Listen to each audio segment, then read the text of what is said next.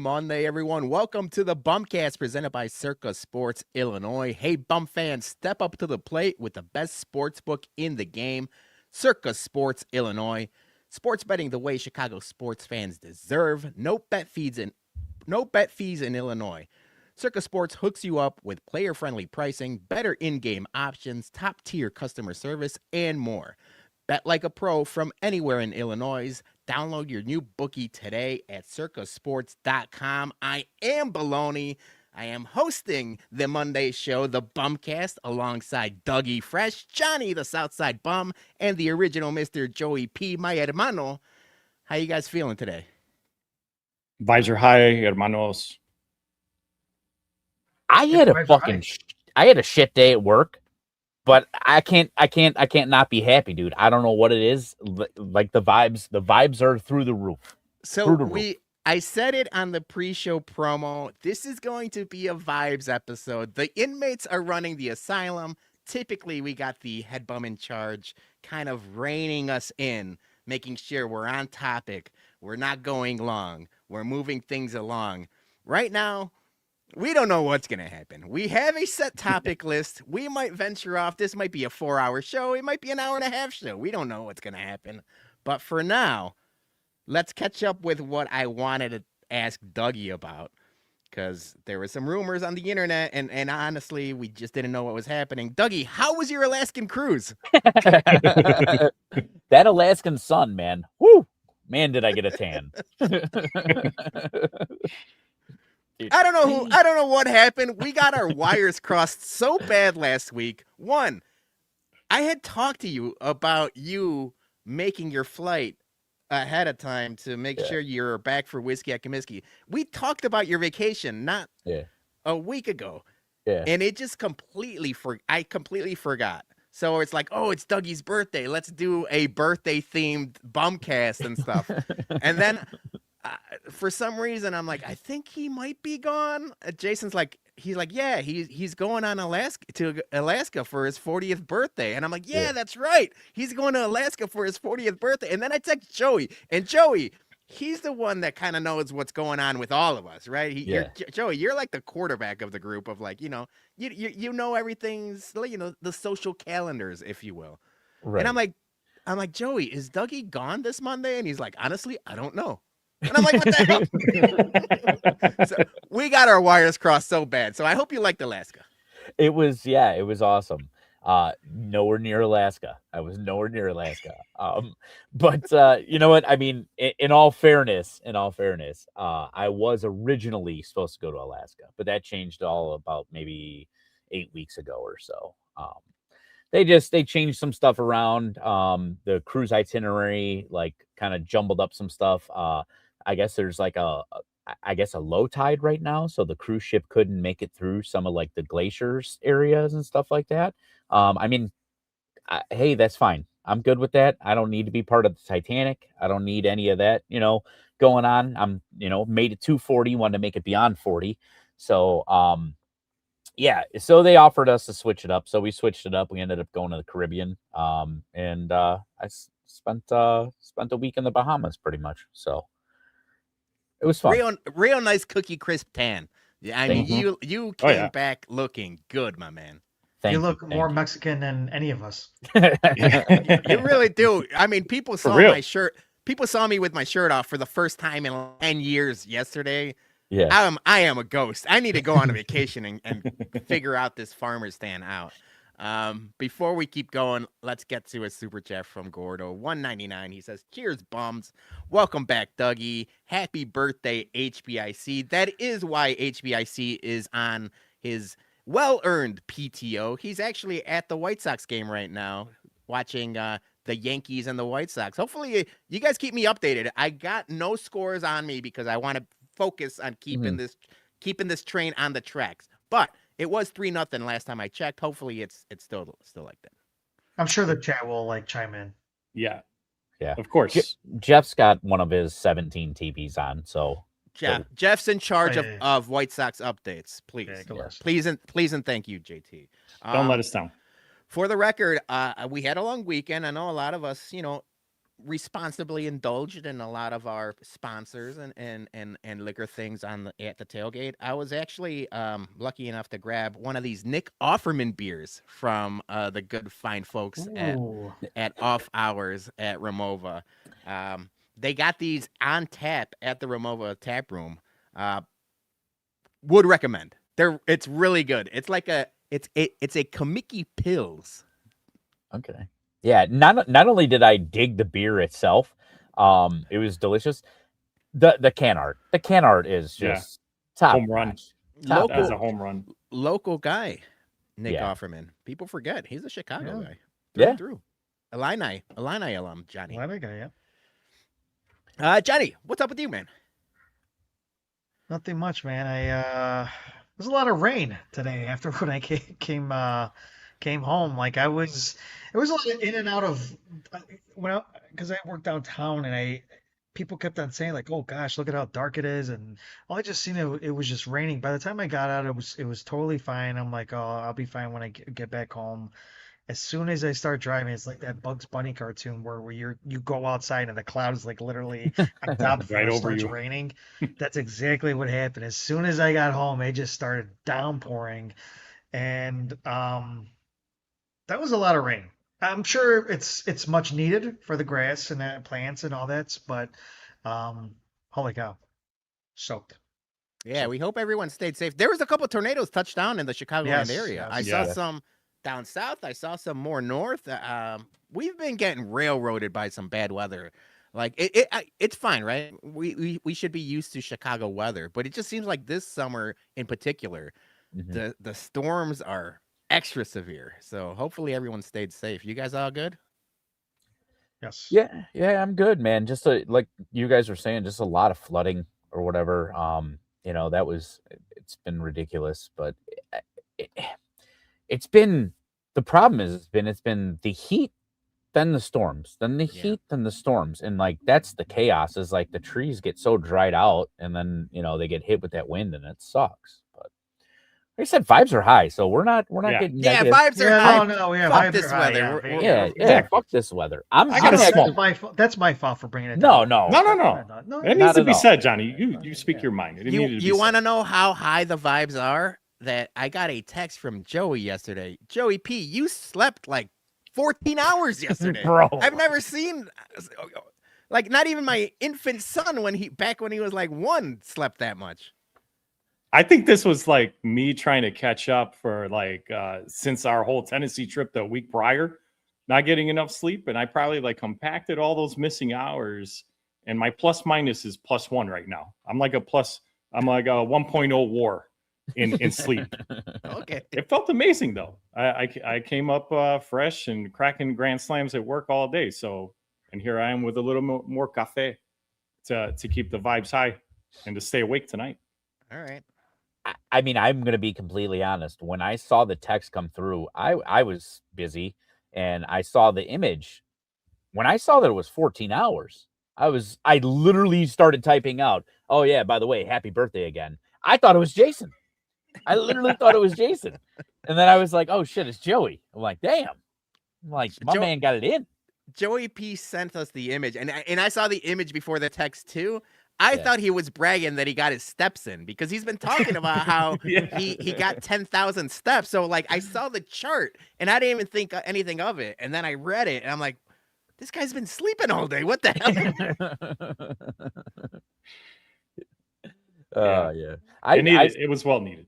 For sure. I sent him a text, just checking up on one of the homies. And then I was like, oh shit, maybe I should have been checking up on him because he didn't answer for like 8 hours. Wellness checks. I didn't know. Yeah. After Whiskey at Comiskey, wellness checks go a long way. So they're needed. Colonel Bourbon says he's here for the Blackhawks talk. There is going to be Blackhawks talk today because there's big news this week. And I know the puck bums are excited about it. And then Sam says, I'm here for 9 hours of fire talk. Jason's not here, so we can do that. Oh, yeah. We can talk hockey and soccer for 3 hours. I don't know how many viewers we'll have, but we can talk hockey and soccer if we want to. But yeah. Man. Bring it on. Sean Jankowski's in the comments. It was good to see Sean. He says, thanks for the great time this weekend. Yes, I text Sean earlier today because I feel like and this happens all the time. We're gonna talk whiskey at Comiskey in a second, but Sean's in the comments, so I want to say it now. Like, I felt really bad that like I was really excited to see him and Micah and like kind of get to talk to them. And then with all of the hubbub of the tailgate and setting everything up and just getting everything ready and making sure, the vendors are there and everyone is good. Like I said hi to them at the really like right at the start of the tailgate. Mhm. And then I just never saw them again. And I'm like, man, I didn't even get that. But that always happens with like, like there's always something like, oh, Johnny, did you see this guy? And then he's like, no, where is he? And then Johnny will be like, did you see that? And like these people came, and I'm like, no. So there's always like, it's hard to, kind of like talk to everyone. I think we do a good job of like, as a group doing it. But yeah, man, I missed some quality time with the Jankowski. So I felt bad about that. Luckily, I saw him in the beginning because I was waiting. Actually, there might be something I might use as my bum of the week. So, Oh, see, now but it sparked but up. I saw him with Sid and Jeff. Sean was waiting and we were all talking as I was waiting for you guys to get in the parking lot. But yeah, it was good to see him. Good to see everybody. It was a very good crowd. He bought a gift, and he came with a bottle of whiskey, the Cody Road whiskey that I always Oh, I always make fun okay. of. It's not actually Cody Rhodes, but I always do the something Cody Rhodes. Yeah. I do have to try that. You know what? We will review it. I'll review that for you, Sean, and we'll make it a video. So that'll be fun. Oh, What's Noah Sagan talking about here? What's Little going on here? update. Noah Schultz back-to-back walks in the fourth, nobody out. That's the problem with Schultz. That's the problem. That's his bugaboo, is finding the strike zone. Hopefully he can get out of it. Hopefully it's not too much damage. But yeah, the White Sox, and we're going to talk White Sox in a little bit. Like these 4 games against the Yankees, man. Like I feel like a lot of people are like, oh, as long as they could take, split the series 2 out of 2. The Yankees are banged up. They're not the same team as they were last time they kicked our ass. And they're also not the same team on the road as they are at home. Mhm. Give me 3 out of 4. That's what I want. Give me 3 out of 4 from the White Sox. Don't do this like, oh, let's split the series and get out of there. No, you're Right. playing at home. Win your home games. That's Yeah, the hype we need, Peter, because not only Vibe that, show. It's a vibe show. You talked about it. I mean, they just lost Cody Bellinger, right? Yeah. He just went on the IL. They probably not going to get Judge back. So we got to take advantage. All right, let's talk Sox Yankees. But before that, we do have to talk a little bit of housekeeping about the tailgate. So let me put up this beautiful image of us in front of JP Graziano's, because all of our White Sox content for the 2026 season is brought to you by the good people at TasteRealChicago.com and JP Graziano. So make sure to get over to TasteRealChicago.com, buy a beef kit, buy some seasoning, buy all of their merch and anything you need to get your delicious Taste Real Chicago stuff. We had a couple sandwiches. We're going to talk about the reviews because Dougie, me and you had a delicious JP Graziano sandwich during the tailgate. So thank you to everyone that came out. I got some pictures for you guys, and we could just go along and talk about these. I started with our 2 tequila vendors because this was technically not a whiskey at Comiskey. This was tequila at Comiskey. So shout out to our good friends at Manuscrito and Tejitas Tequila. They were, getting everybody nice and the libations were flowing and everything was a good time. I know Chirizi said, great call. And this is actually, we got to give credit to HBIC. He said, we got to pivot from whiskey in the summer months, and that it was the right move. Chirizi's there enjoying some tejitas, and then Mrs. Beef is enjoying some Manuscrito. Good vibes all around. Joey P, what do you think about the tequila? Well, the tequila, these guys, of course, Manuscrito, that's our guy Danny there. He always comes through with the entire lineup of Manuscrito when it comes to the new chapters. And he actually was able to bring the short chapter, which is a limited edition bottle. It's like a pink rose. It's got an extra special finish to it. So hopefully everybody got a chance to try that one. And then my buddy Luis Herrera, he is the owner of Tejitas Tequila. This was his first time coming out. He's been excited to come out to one of our tailgates and participate and show off. He is a Chicago brand. He's from here in Chicago. So you can find his tequila just like you can Montescrito, at pretty much any liquor store in Chicagoland's got it, from the Benny's to Green Valley, Moreno's, Liquor House in Burbank. You can find their libations, as Peter just called them, delicious libations at any of those stores. These guys brought it. There's so much hype around both of these brands, and because they're both local to our region, it's just great to see. And I hope everybody supports them. They're very affordable tequilas, and you rather be drinking these than some other junk that's out there that costs more money. And I gotta say, as you guys know, I'm not a massive tequila guy, and it isn't. And I don't mean that like I'm not a massive tequila guy. Like I won't drink tequila. It's just intimidating for me because I don't know what's good. I don't know what's bad. Like it's just unfamiliar territory for me. Those two vendors, like they treated me like with kid gloves. They took me through the lineup. They told me what I need to taste, where I need to start, where I need to finish.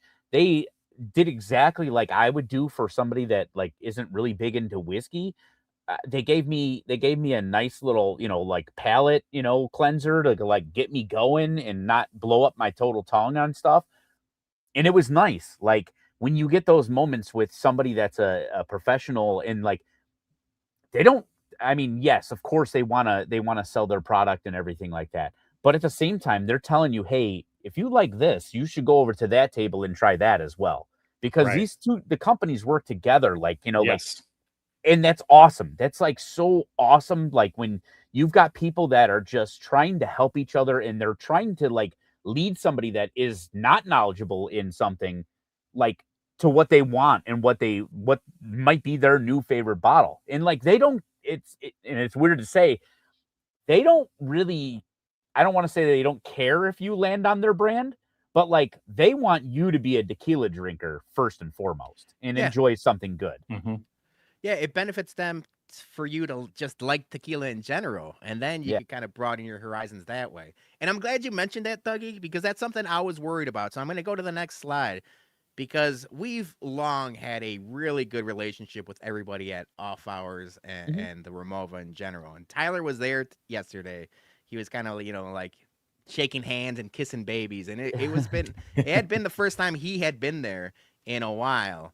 Yeah. And we also had our good friends at Hot Butchers. Our new friends at Hot Butcher were there. So there's two competing, craft breweries. Mm-hmm. But like you said, it's the same thing that goes with the tequila world. It's the same thing that goes with the whiskey world. Is like they're just trying to get you into the beer.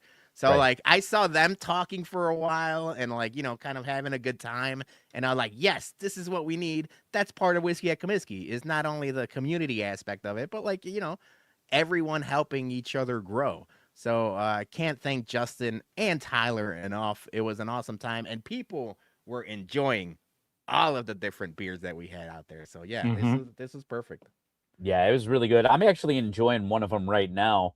The Teeter Wooden Crates of Lime from Hot Butcher. It's a 5% lime beer. It's nice. It is real nice. See? It's almost as if we planned this. We did not, but see, now I've got the other half, and you've got the Hot Butcher. Beautiful. That's synergy, baby. Vibe. Exactly. We're promoting all over the place here. Yes, we are. The cool thing is like right at the end of it, like we were all talking and everything like that, Tyler and Justin and myself, and we were all kind of like talking beer. It sounds like they might try and do a collaboration together. And they're going to try and do it. Cool. Yeah. That so it seems like we may have broken, like the bums might have, we've always said that we bring the love at the tailgates, like peacemakers. We may have. We are the blue and red bandana. Right. Yeah. Yes. We're holding it up. Yeah. But no, I mean, it's awesome. And I was kind of hearing maybe some of their ideas of what they might want to do. And I'll try it. No, I mean, Dougie, speaking of that collaboration, even Justin and Luis from Tejitas Tequila also did a little concoction. You can go ahead and share that. Yeah, exactly. So like we were starting to talk about that, and he was talking about how he would love to use one of his tequila barrels and doing one of his like aged stouts. And long known, One of Hot Butcher's awesome stouts is this. It's called Fat Bear, and this thing is a lights out. It's a Reese's peanut butter cup stout. I mean, there's no other way to describe it. And it's not like artificial peanut butter or anything like that. It tastes exactly like a Reese's, and it's thick. And I told him, I'm like, dude, I know you always have barrels of that going. I'm like, what you need to do is you need to take that one, find one that has like a decent little cinnamon twist to it, because most stouts get a little cinnamon characters in there naturally from the wood. I'm like, drop that in one of those tequila barrels. Make yourself a Mexican hot chocolate, dude. Ooh, I like the sound of that. Dougie Fresh. Wow. Yeah. Our diversity higher. Let Dougie cook. More Mexican than we could have ever imagined.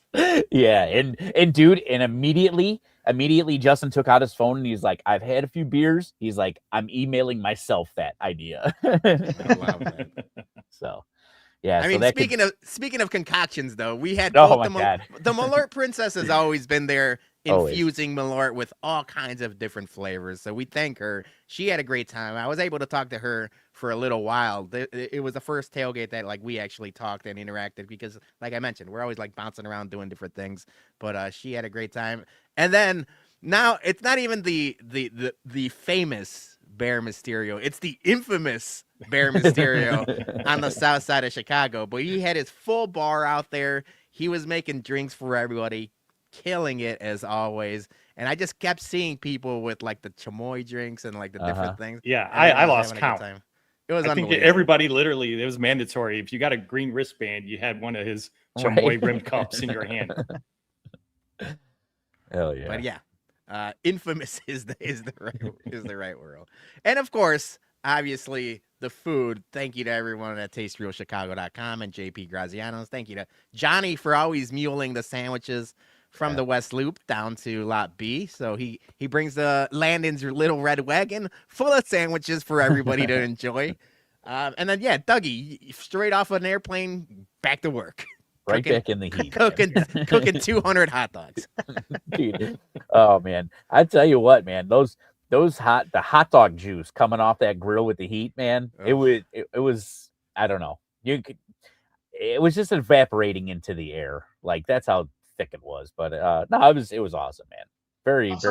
I wanna real quick because we were talking about me wheeling all these sandwiches over here. Shout out to Jim and the team at JP Graziano's. Yes. For always having, like, whenever we say we're going to pick it up at 2:30 or whatever time, those things are ready to go, and they help out. Jim was busy, but they're always busy. They're always busy. They always are. So it was good to see it as always, and he had everything ready. He was just wishing well for our tailgate and all that, and he even said, "Hey, I look a little different with my beard. I got a little bit of more beard, but it's kind of not enough." So, but yeah, shout out to that team because they're always killing it every time I pick those sandwiches up, and they're always helping me load it up in the car as well too. So it's awesome. Yeah, kudos as always.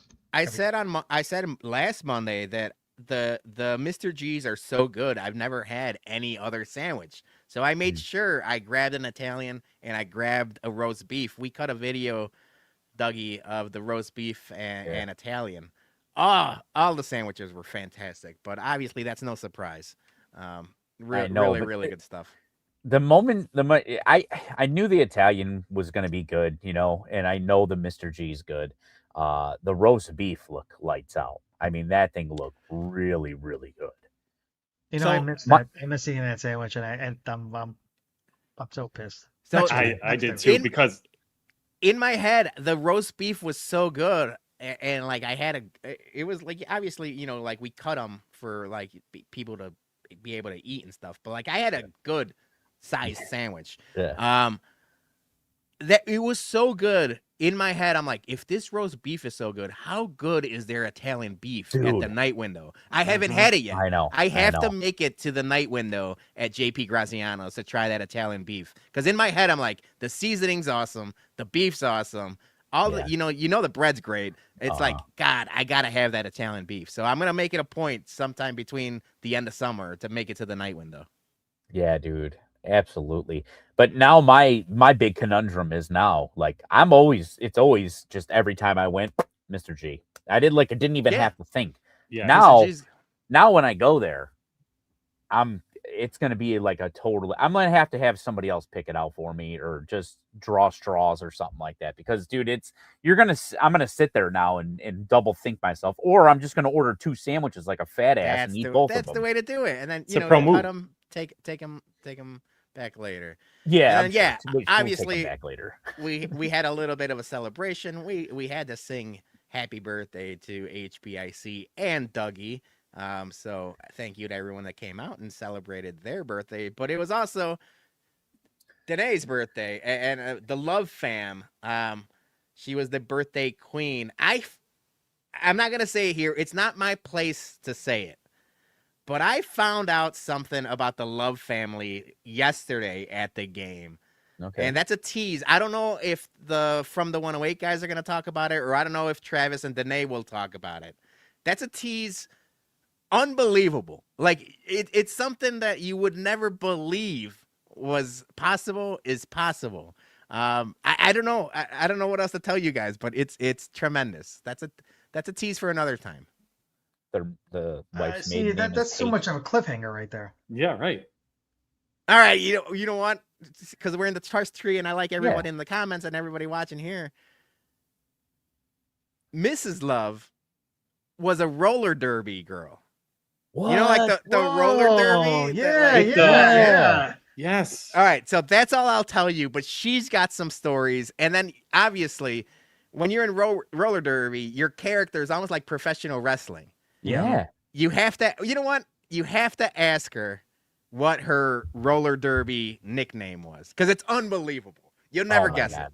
it. Okay. You'll never guess it. Man, they used to show those on when they used to have ESPN Classics. They used to have them like on every Saturday morning. They would show those like for the men and the women as well too. And I thought that was the coolest thing because it was a different. If you guys don't know what it is, it was very entertaining. It was just people go roller derby across a whole oval, and they were fighting.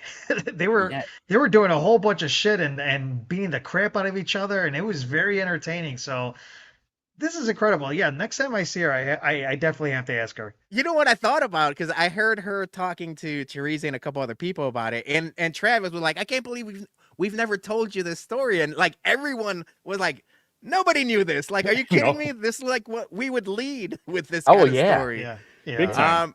I might have to have both of them on the Bologna show and kind of like, expound on like the whole roller derby lifestyle. I think that's another tease. That's I used to play the NES Unbelievable. game. the roller derby NES game. Yeah, they had an NES game. I I didn't even remember. know they had one. Hey. But obviously, thank you to the Love Fam. Thank you to Tina. Thank you to Bear Mysterio. Thank you to everyone that caravans with us into the parking lot because, like we mentioned, it's for the community, but it does take a village to throw one of these things. Got to give a special shout out to the wives. They are right there with us, setting everything up, sweating with us, coordinating everything. It's a tremendous effort by everybody. So obviously we love you, the ladies of the bums, but we love everyone that shows up and helps out and stuff like that. So thank you to all. And then we'll be right back at it in August. I got a little bit of a teaser flyer. August 22nd against the Mets. We're going to be there. We got a good amount of sponsors lined up. I didn't toss them all on the flyer now because I don't know what I can say and what I can't. And that's where Jason's going to yell at me. So I'm like, you know what? I'm not going to say who's coming, but there's more people coming. It's going to be an awesome time. Oh, he just commented. So, can't put, just tease. No teases right now. Yeah. Another cliffhanger. You've got to at least let Jason get his break. What was it? How does he say it on Twitter? Emergency news or emergency press release. Yeah, he's good at those. Press He's good at the emergency press releases. So yeah, smash the like, friends. K-bye. Jason, bring home a winner because I think they're losing now. Last time I saw. I hope HBIC isn't the mush. Oh my But yeah, God. so I mean, vibes were high.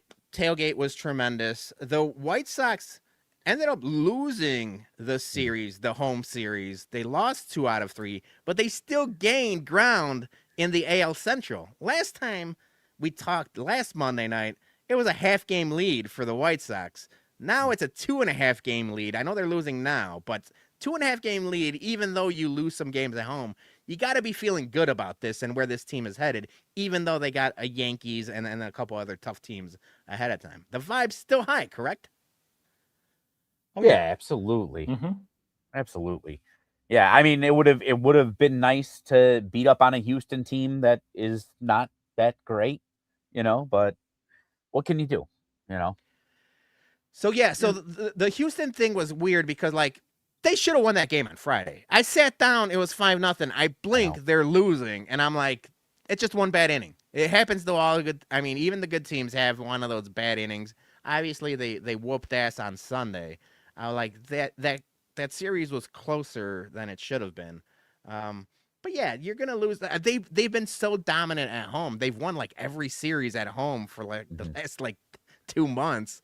They were gonna have to like lose a series. Yeah, it sucks that it was against the Astros, and I saw a bunch of people with the trash throws, the cheater shirts, and different things like that. People don't forget.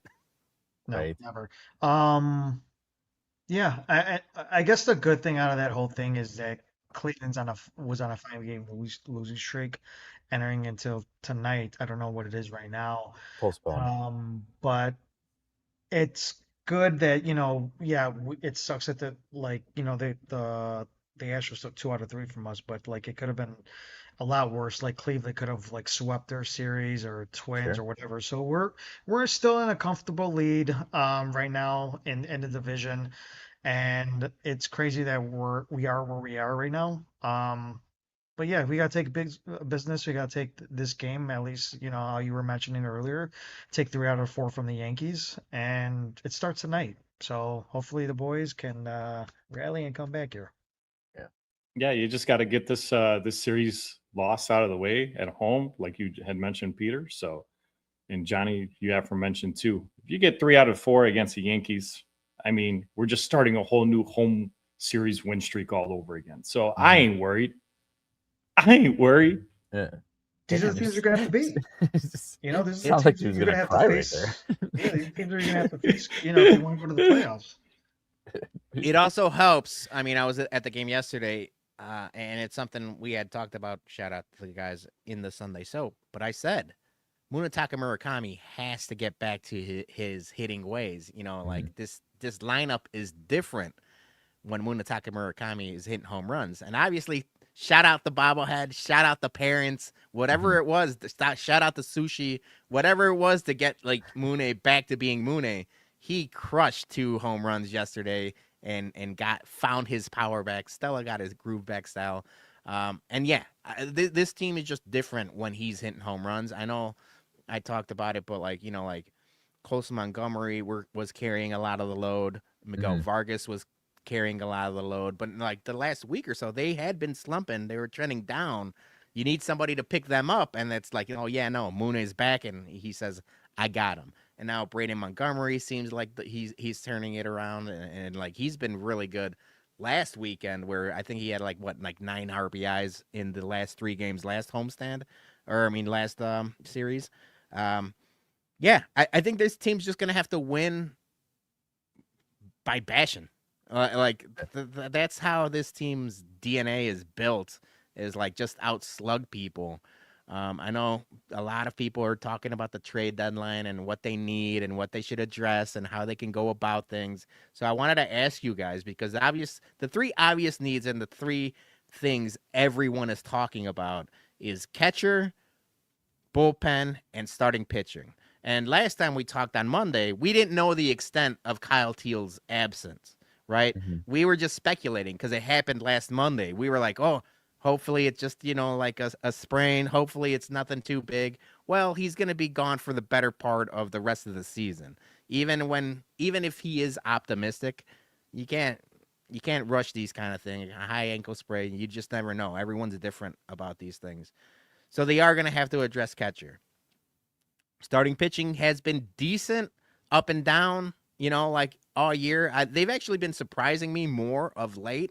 The resurgence of Sean Burke and everything like that. But Eric Fetty. Fetty. Yeah, you know what? Yeah. But then now, like everyone's like, "Yo, bullpen, closer. What do we do? So I'm gonna just ask you guys, like, rank the 3 needs. Like, if you're the GM of the White Sox and you have the decisions, you make the decisions. What are you addressing first, second, and third? Or if you want to do Mary fuck kill, we could do it that way. But just like power rank, what you think they need. Okay. I'll lead off. I'm gonna go. So Mary is the top, obviously. So I'm gonna say we need to marry bullpen. We need to marry bullpen. We need to fuck a starter and kill a catcher. And the reason why I think that is because I want to see more out of this bullpen. I want to see them hold on to leads. Like that diminished me more than like when you get your shit kicked in, you get your shit kicked in. But that game on Friday, I was watching it on my phone, and when I say watching on my phone, I was just watching ESPN updates, and I was talking with Chuck from Barstool. Shout out him. He showed up to the tailgate. I was talking with him and his wife, and we both were watching it the same way. He was busy doing something. I was on vacation, and the way that just absolutely takes the wind out of your sails when you're up like that, and then you turn around and you blow a game.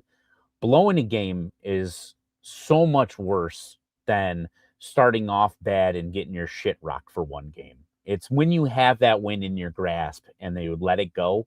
Those are the ones that fucking hurt. So that's where I'm going with my power rankings. I'm going marry the bullpen, fuck a starter, and kill the catcher. Yeah, so I talked about that Friday game. I sat down and watched it. Like, I sat down Friday. I was running around. I actually was with Jason doing our Costco run for the tailgate. Got home, got a pizza. Shout out, no free ads, but free ad for our guys at John Gino's. Johnny, you remember John Gino's back when we used to live in Justice. I picked up a pizza. I sat down. I literally sat down with a plate, turned on CHSN. It's 5-0. I'm like, beautiful. Everything is right in the world. The Sox are winning. I got a beer and a pizza. It's Friday night. Let's do this. And then get into a little bit of trouble, right? Like, so it goes from 5-0 real quick, and then I'm gonna tell you exactly how it went down. So it was, hold on. So it was Davis Martin pitching a good game. He started laboring. You could tell that he was starting to get tired, and it started to be like, oh no, like what are we gonna do? He gets a couple base runners on. They call in Brian Hudson. Brian Hudson had been good for the White Sox for the time being, but he's not as good pitching when it's not a clean inning. It's been noticeable. It's been noticeable that, like, when you have inherited runners, he hasn't been as good. And then after that, like, he just lets up a couple runs. They bring in Sir Anthony Dominguez, and the thing just goes haywire. But I saw people arguing, like, why didn't they bring in Grant Taylor? Like, why? Like, you have to trust the people that you got, and Hudson hadn't been bad. I feel like that game in particular, it was, yeah, you want your bullpen to get out of jams.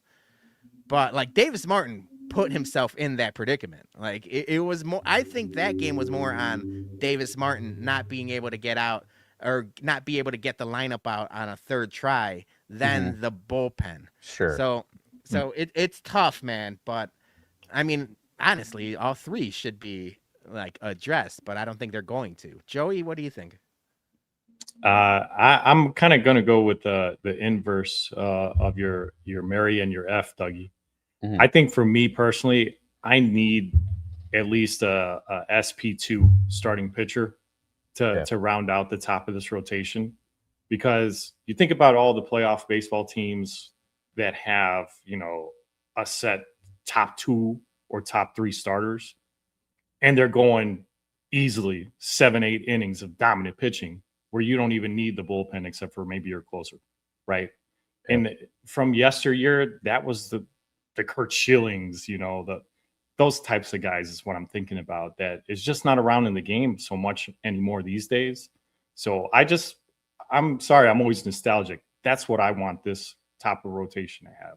So that's going to be my Mary. I need a starting pitcher that immediately elevates and is the number one ace of the starting staff that can get us 7-8 innings consistently, never have to worry about when he's out there on the mound, because that's going to matter most in the playoff games. Because you think about it too, the starters, if you were to get further in the playoffs, which we will eventually, right? Lives are high. They might get 2 starts, right? They might get 2 starts if you make it to an ALCS or World Series in the same series. So that's my wish. That's my Mary, who I want to marry. So my F is going to be bullpen, because there's so much taxing going on with these guys right now on their arms. You hope that none of them are going to experience that arm, right? Not to jinx them or anything. Right. But that's why we do need at least 1 or 2 more arms, to all the points you were making, Dougie, because if somebody does have a bad outing, you know, you need a Hudson to actually come through when he has runners on base, Peter, like you were just saying. We need somebody more solid that can come in with that level of experience and that level of trust and consistency. And then, I'm killing the catcher at this point. Just as long as the other 8 out of the 9 in the lineup can get on base and score runs, I could care about taking that one out. Yeah, I'm kind of in the same. I agree with you, Joey, on your ranking. I think I said it before on a couple of podcasts here, is that we definitely need a veteran presence in this starting pitching staff. You're not going to see us getting a number 1 starting pitcher, but you can find somebody valuable out there that can give us innings, can eat up innings, and hopefully have playoff experience. It's been there, can show the ropes to these other young pitching staff, because it is a young pitching staff. We don't have a veteran presence in that particular starting pitching staff. So I would like to have that starting off.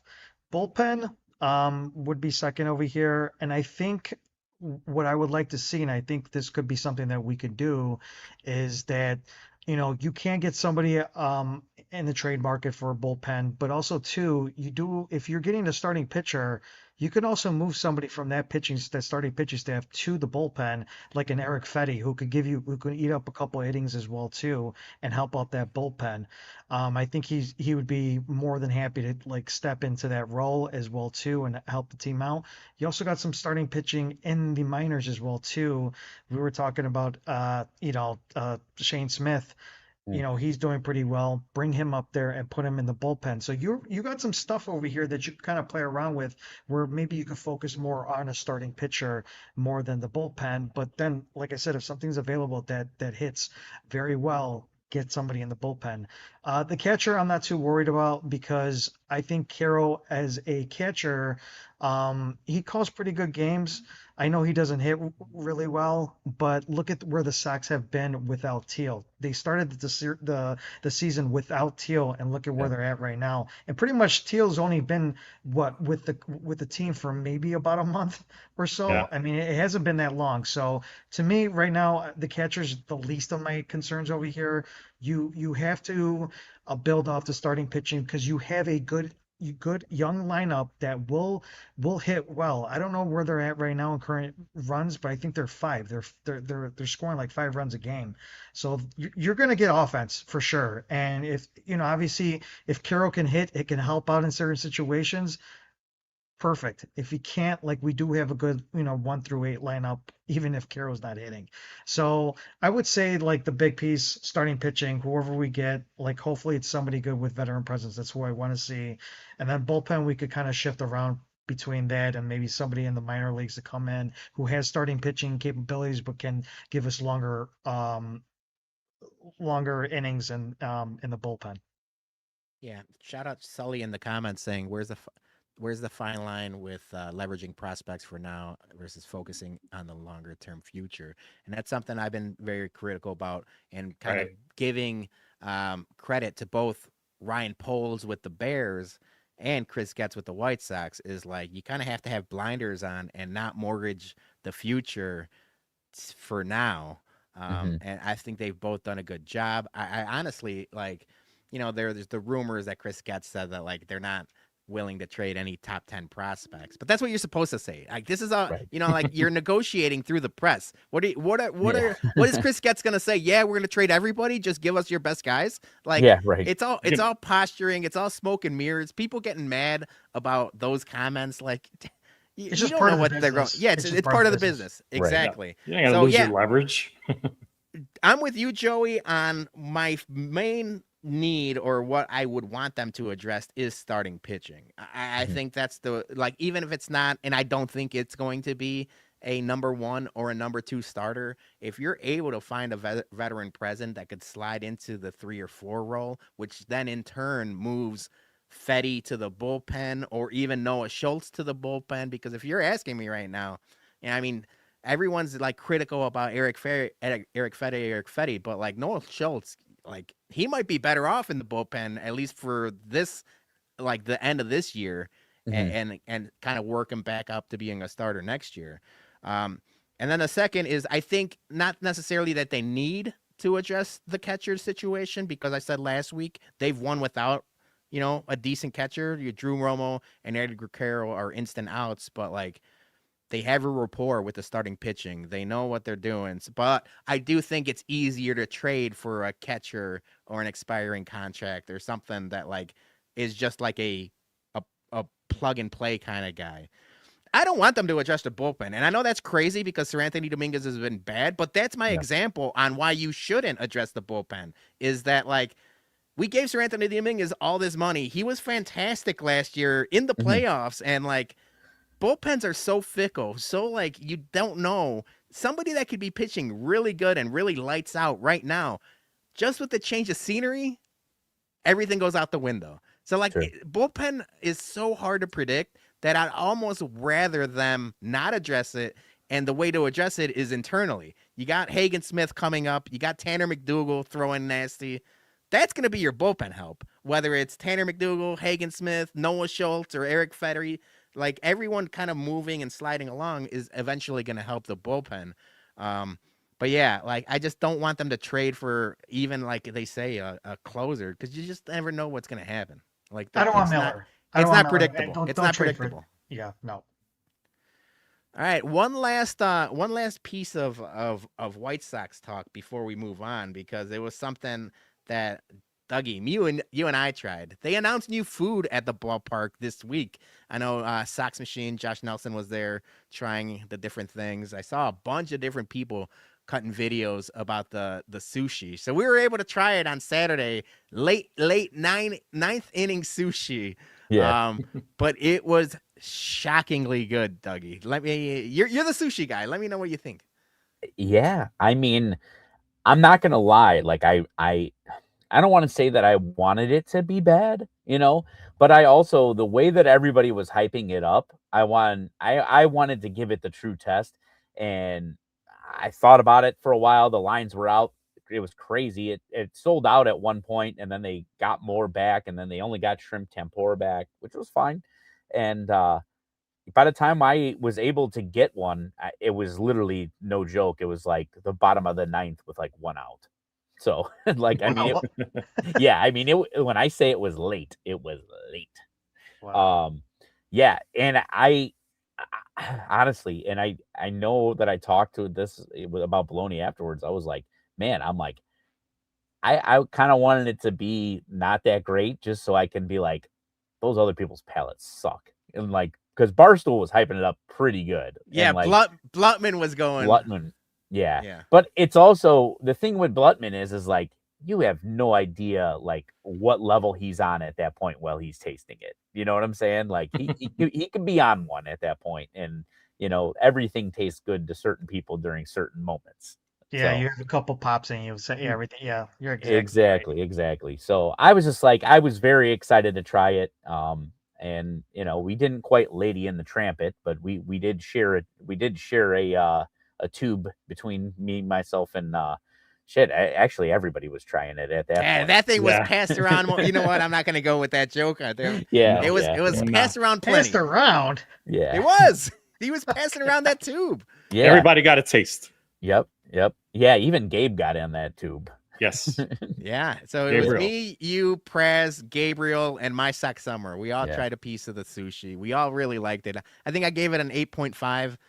It was really good. I really do like it. But the White Sox, like we mentioned before, they just don't miss when it comes to food and offerings in the concourse. So credit to them. That was good. Right. Yeah, I mean, I got one for me and I got one for the ladies. Mary and the other ladies were trying it. I think Julie tried it as well. Yeah, she loved it. She says, yeah. Thank you, Mary and Dougie. Yeah. But dude, I mean, with tip, $55 for two of them. Little stiff. But That's tough. I don't know. Yeah, it tough scenes. Like, I mean, let's be honest. We're big boys. I could have probably had 4 of them freaking tubes without a little freaking Without hesitation. Yeah, without a hesitation. Yeah, Joey, we got to give you credit, man. I don't know when it was. I have to go back and find the clip. And there had been people. I know there was a couple other White Sox Twitter podcasts that we talked about Mune Sushi. You talked about it way back Long when. time ago. Like you kind of predicted this.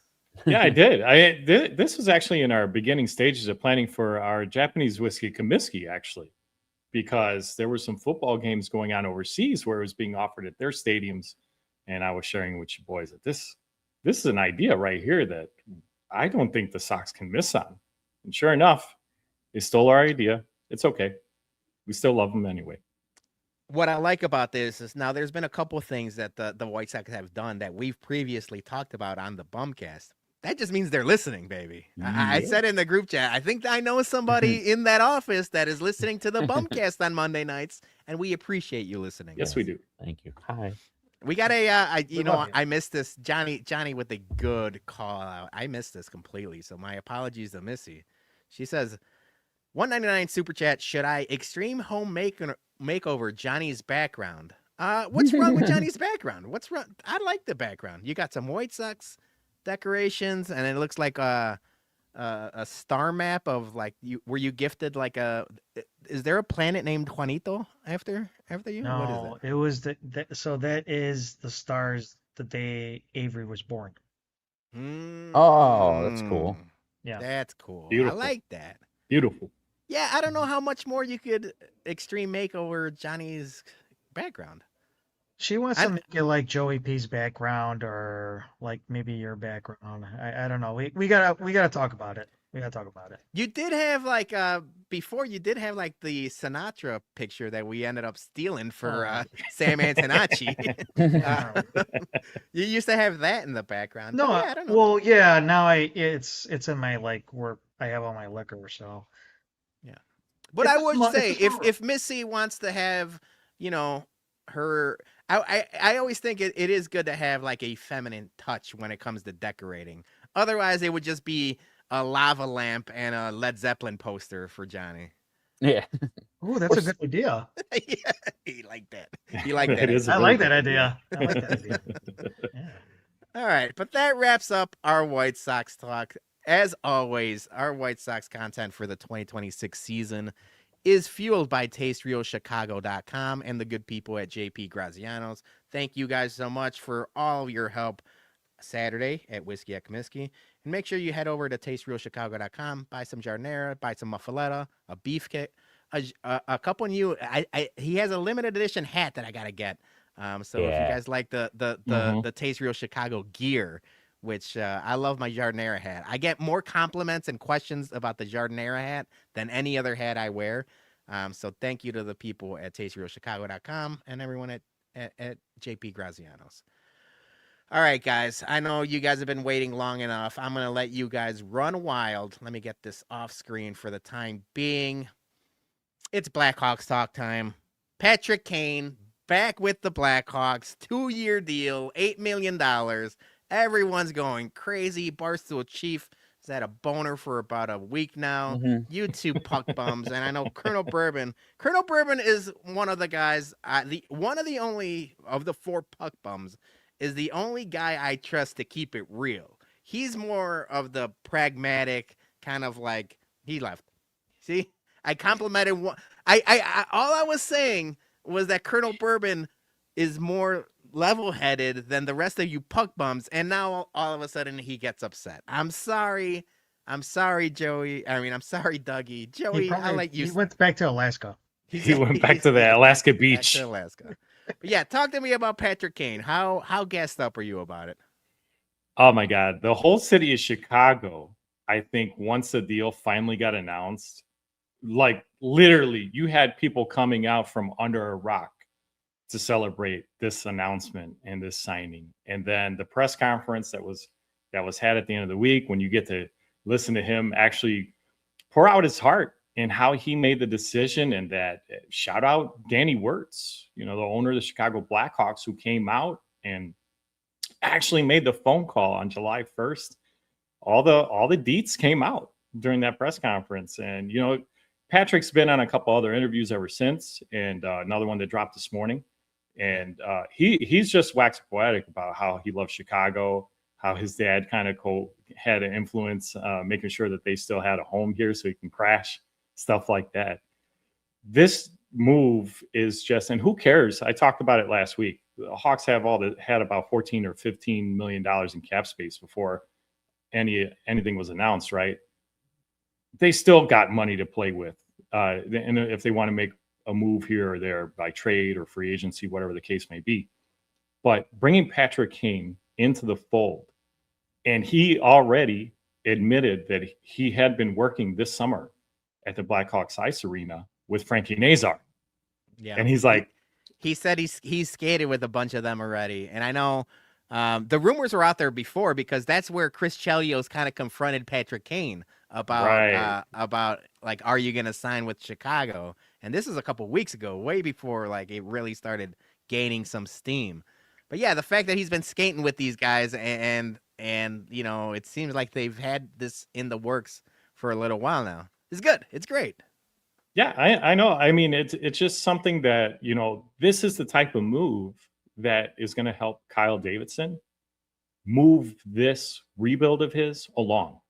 And it's gonna get us to that next level, because you're gonna have Frondell probably at center, or he's gonna I should say Jeff Blashill, our head coach. He's gonna have so many lines to play with now to make sure Kane gets to basically tutor all these young bucks and set them each up for success, no matter whose line he's on. If he's probably not going to play with Bedard that much. So that was going to be my question to you guys. Is we keep saying, get Bedard help. But like, even when they just never put, and this is something that I know like hockey does all the time. Is like, you just don't put your best guys with your best guys, right? You want to kind of like even out the talent.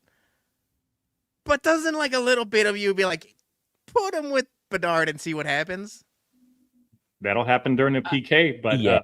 Go ahead, Dougie. No, I was just going to say, I think that's where you're going to see it a lot. You're going to see it in the power play or whatever. But as much as it excites me, to have those two guys on the same line, I think I'm equally as excited to see what he could do with Frank Nazar, because it sounds like those two guys are already vibing. I don't know if you guys heard the comment today or whatever, but I guess Kane was coming off the ice, and I guess Frankie Nazar saw him in the locker room and hit him with a 6-7, and then immediately he was like, I'm thinking about retiring. So like they've already got like a rapport there, and as you guys were saying while my camera was off, they've already been working together a little bit, in the off season. So like he was already saying in a couple interviews that he's been working with Nazar, and yeah, I think that Nazar line is going to be unbelievable. Now, I kind of want to give you, for the people out there that when they saw this, some of them were kind of like, this is like bringing Scottie Pippen back from like, the Bulls, like after in his like later years. 03 Pippen. Yeah. I know this isn't like that, because Kane is still serviceable. He's still got it. He's kind of like what reminds me of like Hossa. Like when Hossa, like, he had a long, longevity of his career. And when he came to the Blackhawks, he was just that veteran presence that we needed. Not saying that the Hawks are going to be like, going back, to the Stanley Cup finals here, but it's definitely a push that where we could definitely make the playoffs. Am I crazy, or what are you feeling about that? Honestly, dude, I don't think that we're too far off from the playoffs, but I don't think we're quite there yet. Um, but anything in hockey could happen. I mean, I Right. mean, you look at a team like the Florida Panthers that just dominated a league for 2 years in a row, and they had a couple injuries, and next thing you know, they don't even make the playoffs. You know, anything could happen in this league, and the amount of teams that make the playoffs now, like that helps tremendously as well. So I don't think that they're far off. I don't think that they're quite there yet, but anything could happen. I mean, they get hot, they get hot fast or have a good run at the end. You don't know. It really is going to it's really going to see how Bedard comes back from this injury. And if he Yes, can stay play, healthy. Yeah. if he can stay healthy from that point on, then it's a totally different ball game. And he's playing up to his, the way he should be playing. Mm-hmm. Yeah, and then Peter, you were just asking about some help for Bedard. There was rumors this morning that there's a pretty big trade ship out there who's demanding a trade from the Columbus Blue Jackets and Yes. Karamarchenko. So Yeah. he's only 26 years old. I mean, he's a player. He's a winger. So if Bedard needs somebody at his side, I mean, if the Hawks, they have 3 first-round picks next year. I mean, and right now, strike with iron is hot. If you can make it work, I already said we got the salary cap space. So, I mean, that could be a move that would inject, playoff hopes. And like you were saying, Dougie, we're right there, kind of. That would definitely help put us in the next stratosphere.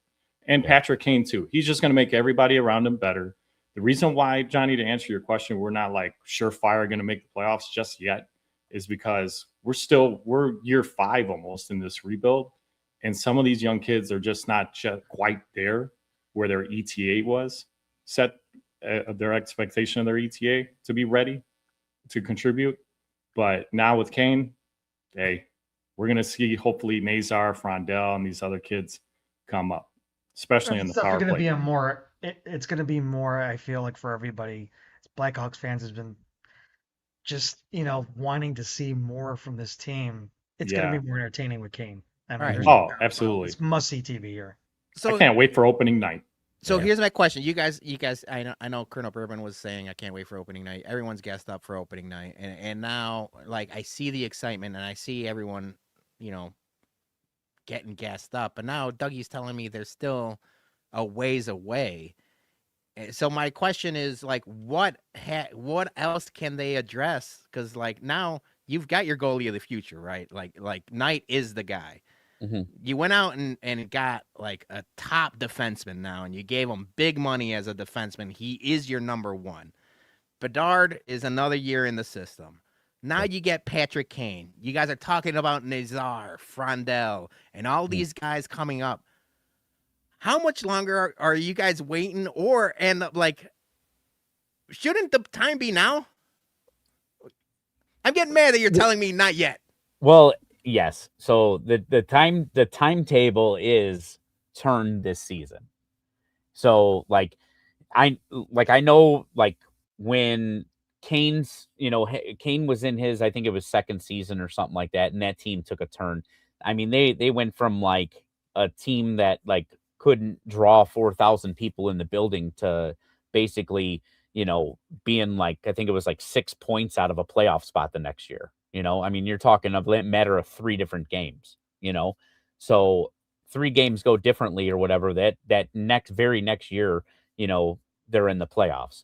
I think that they're going to make a decent sized leap this year. It's really going to depend on how these guys like Frondell and all these guys are developed in, this coming year. That's going to be your big pop, and your big pop is going to be those guys. And it's going to be hindrance on those guys. It's going to be those that your bottom forwards or whatever. If they can contribute, and we can get a little bit of defense in front of Knight, we could easily make the playoffs. But I don't want to be too overly confident, and then all of a sudden they come out flat, and then I look like the asshole. So I truly believe that they're right there, but I need to see it. I need to see it.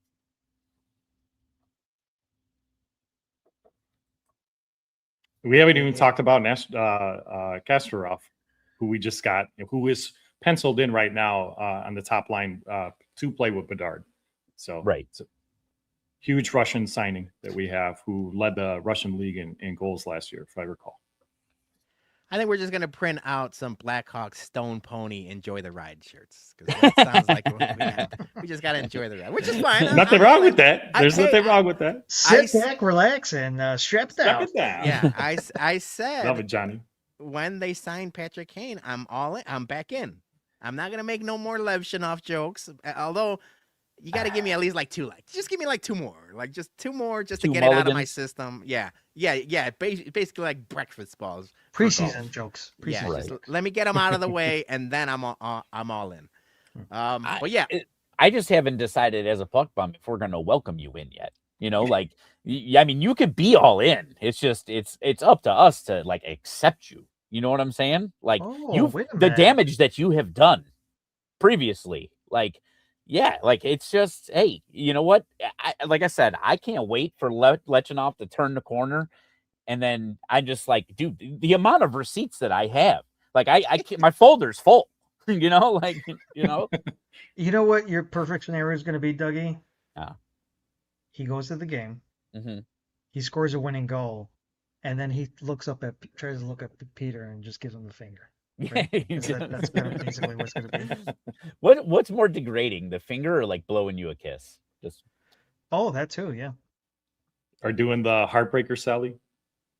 Yeah, right. No, he's got to go like full like suck it. DX.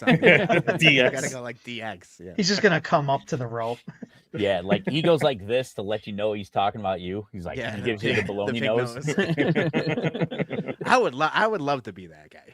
Yeah, because then I'm gonna take credit for turning him around. Yeah, it was because of me. Pros and cons here, huh? Yeah. Oh shit. Yeah. So Patrick Kane returning was the big headline of this week. I know we were itching to talk about it. Something I'm not itching to talk about, but it was a big headline, and it's just a question I'm gonna ask you guys. We don't have to spend a lot of time on it. But LeBron James is now going to the Philadelphia 76ers. Do you guys care? No. It's the reason why NBA has been bad for the last probably decade plus. All the super teams just ruined the game. I'm not a big basketball guy to begin with, and I missed basically all of it. Did he have like another press conference or another ESPN? He was thing making it like a decision 2.0, but I don't think they actually did it. All right, we didn't have that. We don't like. Yeah, let's just move on. That was all. My question was going to be, do you guys care? And nobody does. I don't either. No. Something I do care about is this bozo showing up in the news. No. Breaking Tony Romo arrested for OWI in Milwaukee. I was listening to Pardon My Take earlier, and apparently, so many hillbillies in Wisconsin are driving under the influence, which should not happen. Disavow, worst of the worst. But like, it happens so often that like they made OWI just like a fine. It's not, so it's not a DUI. He's not like no criminal charges, no real jail time. It's just he's gonna have to pay a fine. So my question is, this goofy ass smile, it has to be from when he found out that he's not in real trouble, right? It was basically him just like, I'm gonna be out soon, like, yeah. And also he's like, I didn't Mark Sanchez anybody, so I'm good. Yeah, what is with the Midwest over here? Like Mark Sanchez in Indiana, and now this in Milwaukee. Like these former quarterbacks over here. Yeah, I don't know. I mean, I really am genuinely I really want to know what he was doing in Milwaukee. Like, does anybody know? He fucking loves Wisconsin. Like, yeah, remember, he's from a town up there, I thought. Or he vacationed. Like, I know Big Cat gave him shit because he vacationed with his family at Wisconsin Dells. Wisconsin Dells. I think he's just like he's just like one of them. Yeah, I mean, he could be. I mean, I know what was it? Eastern Illinois guy. Yeah, he was an Eastern guy. Mm-hmm. Yeah, Julie in the comments. Julie's in the comments, and we're saying this in the voice. I don't know when I'm getting out of here, Jim. I don't know. No, read this one. This was funny. All right, so Jim, what are the keys to the game, Tony? And then Tony says, I don't know, Jim. I don't know, Jim. I'm not allowed to have them. Oh my God. Oh man. But yeah, stop. Yeah, obviously we kind of made the joke about it while we were at the game. But yeah, of all the quarterbacks having, a bad offseason, still doesn't nowhere near the Mark Sanchez stuff. No. All the quarterbacks in the Midwest that need to was do low. better in their off time. All right, next headline. The Savannah Bananas were in town. Obviously, last year they were in the rate on the south side. This year they went up to Wrigley. I saw a bunch of people clipping things. I know Kerry Wood threw a behind the back pass, and it looked pretty cool. But obviously, the Savannah Bananas kill it wherever they go. My headline was about Bears owner George McCaskey umpiring the Savannah Banana games, because he's been known to umpire and call kids softball, kids baseball, even kids soccer. What are you yelling at George McCaskey if you see him umpiring your kid's game, Dougie? Which one's George McCaskey on this photo? That's a great question, Dougie. Yeah. Dude, I know exactly what I would yell at him, and it was my exact thought the moment that I saw that he was doing this. He's doing it for the per diem. Like the free meal, the free money, he's doing it for the per diem. That's all. Like it has nothing to do with actually umping the game. He just wants to get himself the free catered meal and he's out the door. That's it. Wow, I guess I'm just fortunate I wasn't at Wrigley to hold the men's room door open for him this time, since I've already done that twice. Yeah, at Soldier. Do they even have doors? Do they have doors at the at the Wrigley bathrooms? It just might be open with the troughs though. I was gonna say it could get real awkward with him in a trough. Yeah, you just poop in the trough. Poop in the trough, Johnny. Jeez. Yeah, he's just there. He's there for the love of the game. Just loves refereeing. He can't get a referee. He can't quit refereeing. I mean, it's probably, you know what? He probably started refereeing when his mom was still around, and that was the only control he ever had. George is my friend. It's a great. Yeah, Joe. You know what? Before we offend one of Joey's friends, let's just get to the last topic. But this is something. It went viral. I wanted to clip the video, because the video and the announcer talking about the 75 years of waiting for Mayo Gaelic Football Championship was something straight out of a movie. I saw a lot of people saying this is why we sports, and this is why sports are the best. But if you guys don't know, Gaelic football, it's basically like a combination of soccer, rugby, and football. And Mayo hadn't won in 75 years. They've gone to 11 championships, lost them all until yesterday. There was grown men crying. I know we got a couple buddies, Johnny, shout out the McNally family. They were all in on this. Their whole family is watching. Their grandma, and I know I've known them for a while. She's got to be, I don't want to misappropriate their age, but it's got to be in the 80s. She was having a pint of Guinness. Unbelievable scenes just everywhere. So I didn't want to get DMCA'd. We've been having trouble with copyright videos, so I'm not going to play the video. But if you missed it, I would suggest going to find it. It's awesome. It was such a cool story. And Dougie, you mentioned it, and I was like, this is going to be us when the Bears win the Super Bowl, correct? 100%. Are we all crying? Are we all crying right now? Because I cried at Oasis, so of course I'm going to cry if the Bears win the Super Bowl. Yeah. What I like... Oh, so go ahead, Dougie. I'm sorry. No. I was just going to say, I mean, I'm not ashamed to admit it. I cried when the Rams beat them this year. I guess I was just too emotionally involved. I was at the Ramova tearing up like a little bitch. I got a real bad picture of you crying. I was gonna post it for your birthday, and I'm like, I'm gonna ruin his birthday. I don't want to do that. I think we had a little bit of tears. We all did. But what I liked about this story, because I read into it a little bit more, was that Mayo is just basically like what we experienced in 2005 with the White Sox. Like it took all those years and they finally won a championship. Um, and the whole curse thing is even more crazy. Was that there was this when they won the championship, I think it was like 1941. Or the last time they won was I think 1941. Oh, 51. I'm sorry, 1951. Um, they had like their celebration through a funeral procession, and they didn't pay the team or anything didn't pay their respects. So the priest cursed the team and said everybody that was on that 1951 team that they were going to win a championship until that whole team passed away. Oh, I think last year was the final player that passed away from that 1951 team. wow, that guy's got some So power. yes, I was reading more into this because I'm just like, this is such a crazy story. Like, why is everybody here infatuated with this story? And then I read up on more of it. And I'm like, this is like a White Sox story, like a Boston Red Sox or the Cubs. And Like the an Cubs it was just incredible. But hats off to them. I mean, this Yeah. was such a great story, and I'm so happy for the fans. like an Irish Danhausen. Yeah, I was gonna say 1950s Yeah. Danhausen. Yeah. Wow. All right, those are the headlines we had for today. Shout out to us. We talked hockey, we talked Gaelic football, talked a little bit of everything. Credit to us. Yeah. More credit to us. Here's a merch ad. ShySportsBums.BigCartel.com is the home for all Chicago sports bums merch. We have Bears, Hawks, Sox, and Bums merch available. Anything you need to get ready for a big game or a Chicago Sports Bums event. Remember, all profits go directly back into our Whiskey at Comiskey tailgates to keep the beer and food free for everyone. So head over to ShySportsBums.BigCartel.com and pick up a couple Toot Tree shirts today. All right, so I said this is the vibes episode of the BumCast. We are all vibes guy here.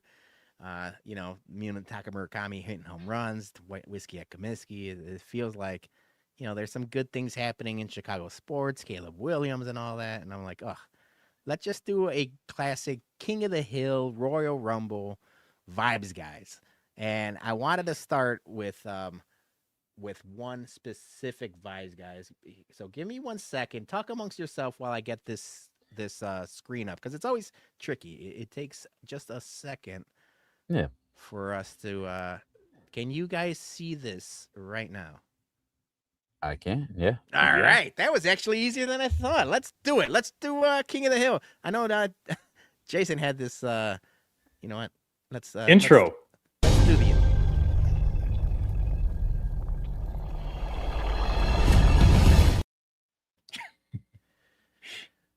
Okay.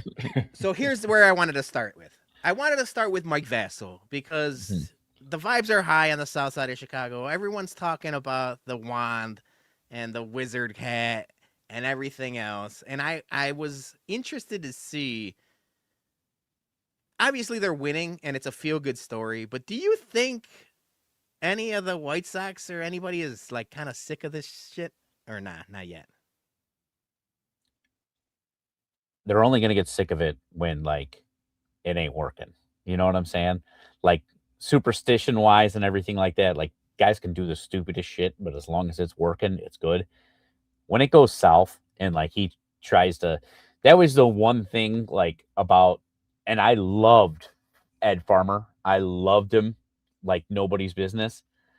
He called so many non-home runs, like trying to call a shot. Like after a while, like once you got into like kind of like those lulls of the season where they're not good, and like he'll throw out like it'd be nice to have a little 2-run homer right here, and it doesn't happen, then you're just like, shut the fuck up, Ed Farmer. It's not a 2-run homer. Like, like those vibes go really south really fast. So as long as the team's doing okay and it's working, fine. If when it stops working and he doesn't throttle it down, that's when it could go real south. So that's what I'm interested in is like, is he going to throttle it down when there's like real must win games in like end of October, September, or maybe even, like deep into the playoffs? Like, is he still going to be doing the crazy shit, or you kind of calm it down for the playoffs? I don't know. No. Keep Keep going. it going. Like Okay. this has been something's been working. You know, Okay. don't change the vibes now. Okay. Yeah, all right. All right. You're So going to let's keep start the it. vibes going because he's the glue. He is the Remember, this is glue of that yes, dugout. yes. So Right. that's why. Clubhouse guy. Yeah, the vibes are good right now. Right. All right. So I did not put, and I honestly thought about putting both Joey P and Dougie in this tournament, but then it would have been it would have made things weird. So no real bums in this tournament. But I will say, this is a mix of just the guys I think are vibes guys. So it's TV characters, real athletes, real people, fake people. It just see who wins. Who is your all-time vibes guy? So Dougie stepped out for a second. Johnny, you start. I'll go with number 7. All right, number 7. Give me 1 second. See if this works. Nope. Click. Delete. Oh boy. See, this is what happens. There we go. So this is Jazz. Jazz from the Fresh Prince of Bel-Air. If you're thinking a guy that, just wants to party, wants to have a good time, always Chill. keeping things light, it's Jazz. So are you going Mike Vassell or Jazz? DJ Jazzy Jeff. Right now, I love Jazz. I love Jazz from the Fresh Prince of Bel-Air. He was incredible, especially when Uncle Phil used to throw him out of the house all the time. Great character, great guy all around in that show. But I'm gonna still go with Vassal until Wow. because you were saying that are they gonna get tired of it if they throw Vassal out like they throw Jazzy Jeff, They throw him out of the then dugout. then I'll be like, all right, Go back to the bullpen. Get out of the dugout. yeah. Joey.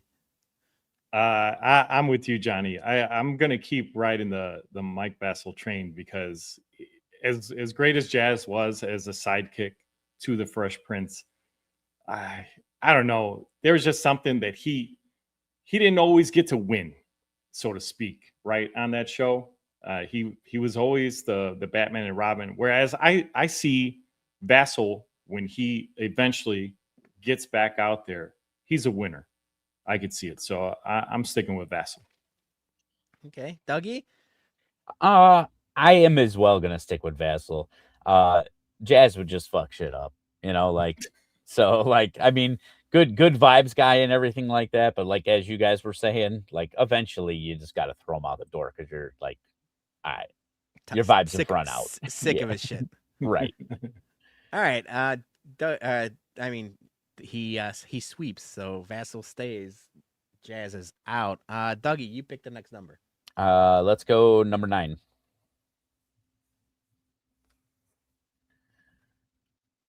Just delete. There we go. This is Joey Tribbiani.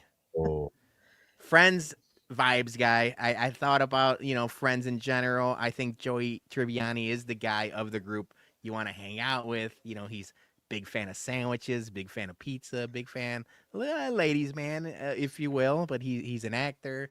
He kind of keeps things light, keeps things loose. So Joey Tribbiani or Mike Vassell? I don't want to go first. You pick the number. You got to go first. So, like, I hope Mary isn't watching this because I give her shit about watching Friends all the time because she just watches reruns like unridiculously amount. Yeah, I got to go Joey. Just because I think he'd be a good hang, and he'd be one of those friends that, is just like, is dumb enough to like keep everybody laughing, if that makes sense. Yeah. I don't know. Yeah. Even at his own expense. Yeah. At his own expense. Yeah. So I gotta go Joey. I'm sorry. I'm also gonna go with Joey as well too.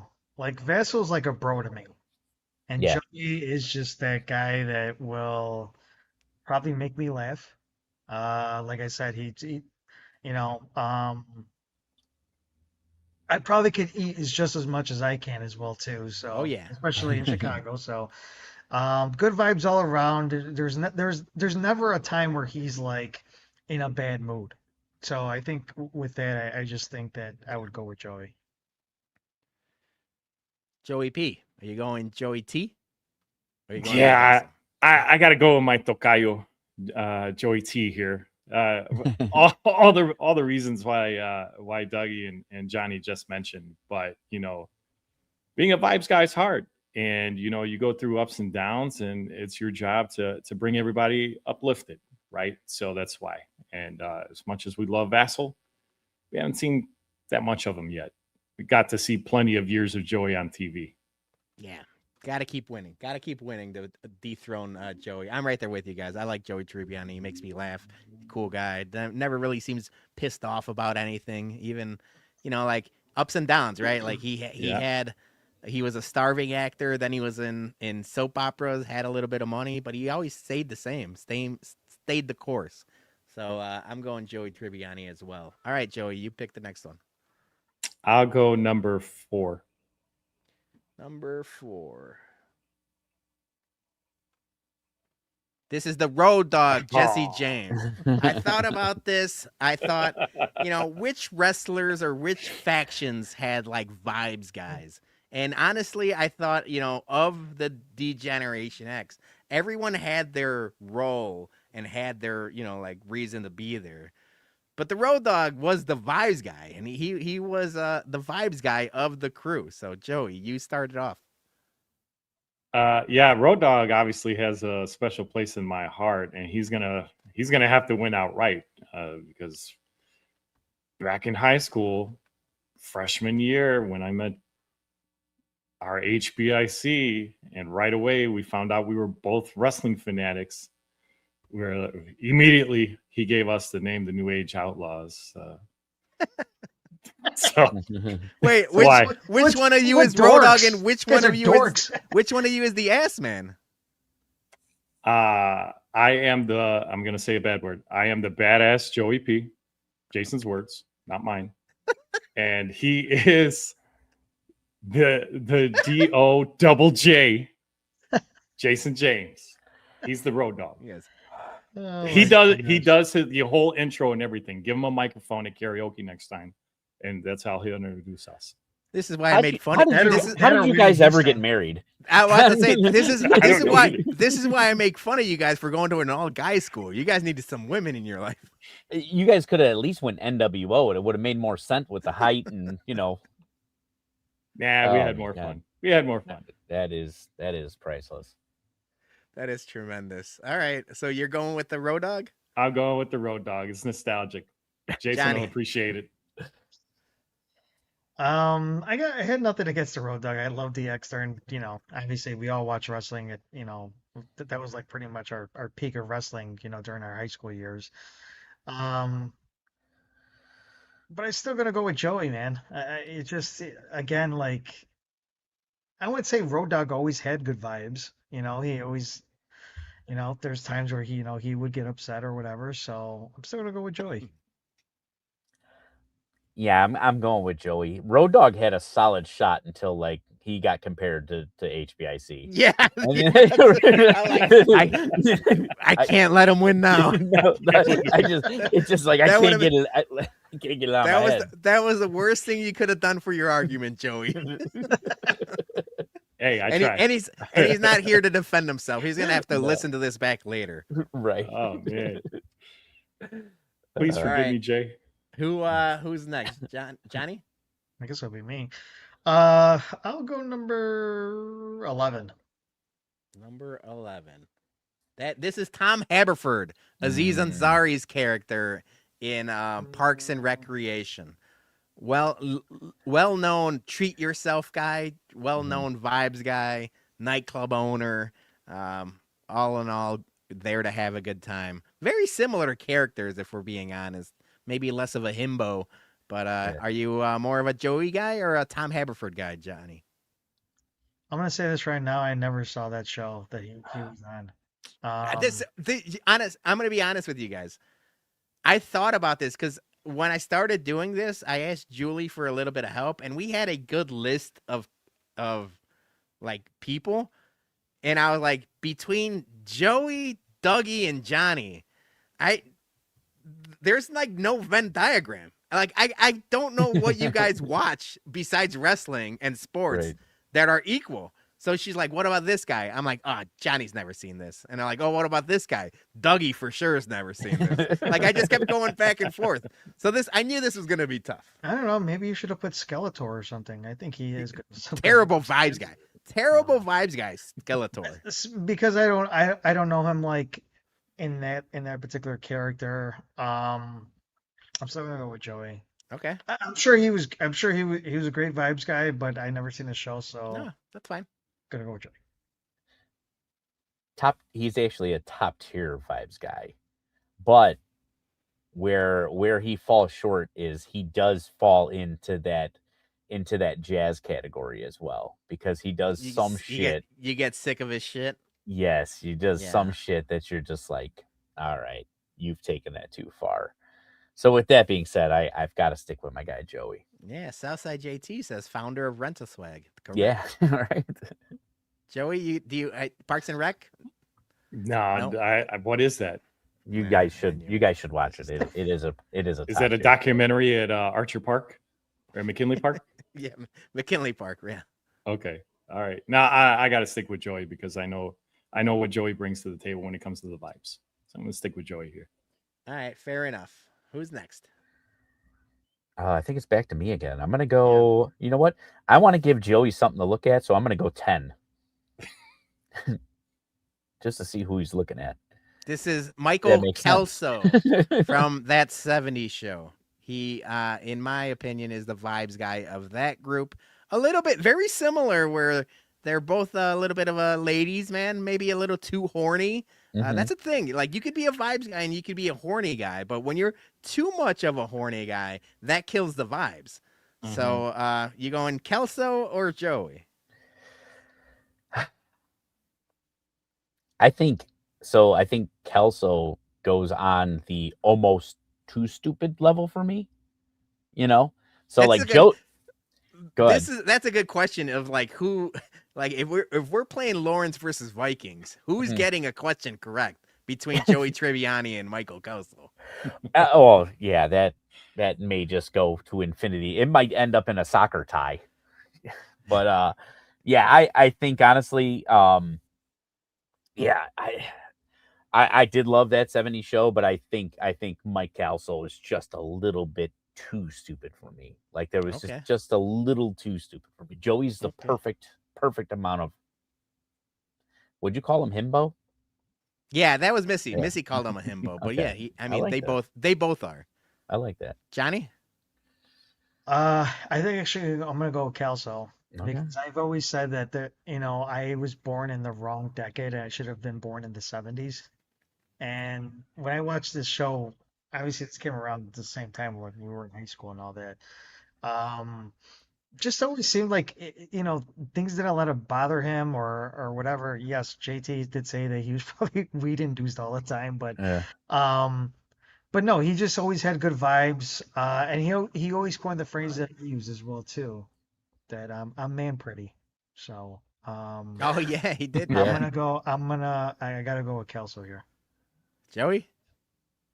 I'm a fan of Kelso. That show was very funny. I did watch that decade plus ago, quite a bit. But as far as vibes, and this is what we're all grading these two guys on, it's still Joey for me.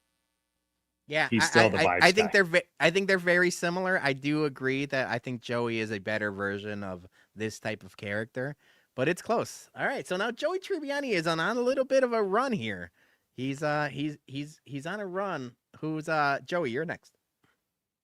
I'll go number 8.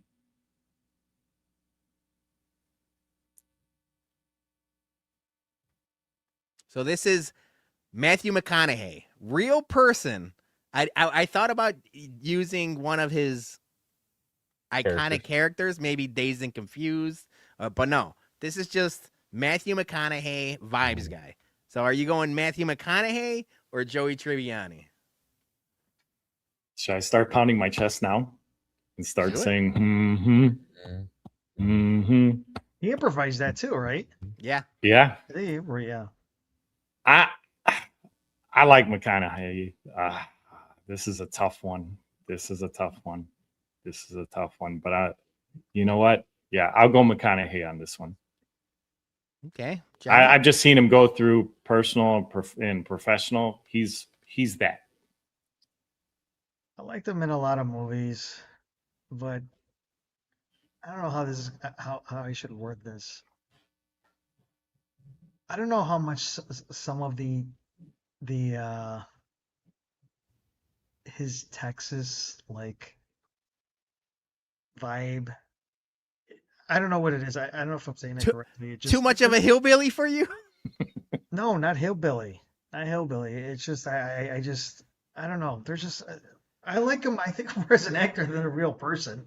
If that makes any sense. So that's the thing I was gonna ask you guys, and honestly, like a lot of people say, like, oh, vibes guy is McConaughey. I just don't know how much of it is him, how much of it is an act, or like just how much he likes like the smell of his own farts kind of deal, right? Yeah. I've always been like, oh yeah, he's cool, but would I really want to hang out with him? I don't know. I might be sick of his shit by the end of the night. Yeah. Yeah. Yeah. Yeah. Joey for me. I'm sorry. Yeah, I'm gonna go Joey too, but I will tell you, I do think that his vibes are genuine. When I watched him on Two Bears, One Cave, and him and Burt Kreischer started talking about, I think it was tuna salad. And Oh yeah. I saw somebody make his recipe of tuna salad. Okay. Looked fantastic. Yeah. But you could just tell like he was vibed on that. Like talking about tuna salad or whatever, and just everybody knows that it's better the next day. If I could have tuna salad vibe Matthew McConaughey all the time, Okay. that would be my caveat. But I guess I got to stick with. I kind of feel like we're all in the same boat here. We only can have them in increments, in small doses. In small doses, yes. That makes sense. I remember him on College Game Day because he's at least a guest picker every Saturday morning, once every college football season. He's bringing the vibes to that whole set. Yeah, no, I like him. Like I have nothing against him. I just don't know how much I would like him. Mm-hmm. So Joey moves on. Is that where we all agreed on? Mm-hmm. All right, who's next? Is it me? Sure. 3. Tom Waddle. Ooh. Good old number 87. Tom Waddle of ESPN 1000. I've been a fan of his for a long time. We all have been he just seems, he's very much, I feel like the adult real version of McConaughey. Like honestly, like he's just like always Sylvie's the one that gets heated and gets mad all the time. Waddle is level-headed, pragmatic. Like his takes are never too high or too low. I feel like Waddle is just like even keel. And there's stories, I've heard a bunch of different stories. He could pound some whiskey and some tequila, and he likes to get after it a little bit. He just seems like, if we're talking local media, he definitely is a vibes guy. So let me know what you guys think. I first really got like when I started really listening to him sports wise, it was the Fox Sunday Night with Corey McPherson. Corey McPherson. McPherson. Yeah, Corey McPherson. Yeah. And I used to see those when the Bears. It was usually like during Bears season. They would always show them all the time. But I think it was like a whole type of it was all season long. But that's how I first introduced to Tom Waddle. It wasn't like I could vaguely remember him as a Bears player because I was still young. But just listening to him and then just listening to him on sports radio as well too. He reminds me of like an uncle. Like another uncle, of Chicago sports history for some reason. He just has those again. He has such good vibes. I like his sports takes as well too. Tells it like it is. So I'm gonna go with Tommy Waddle here. T-Watt 87. Yeah. Joey?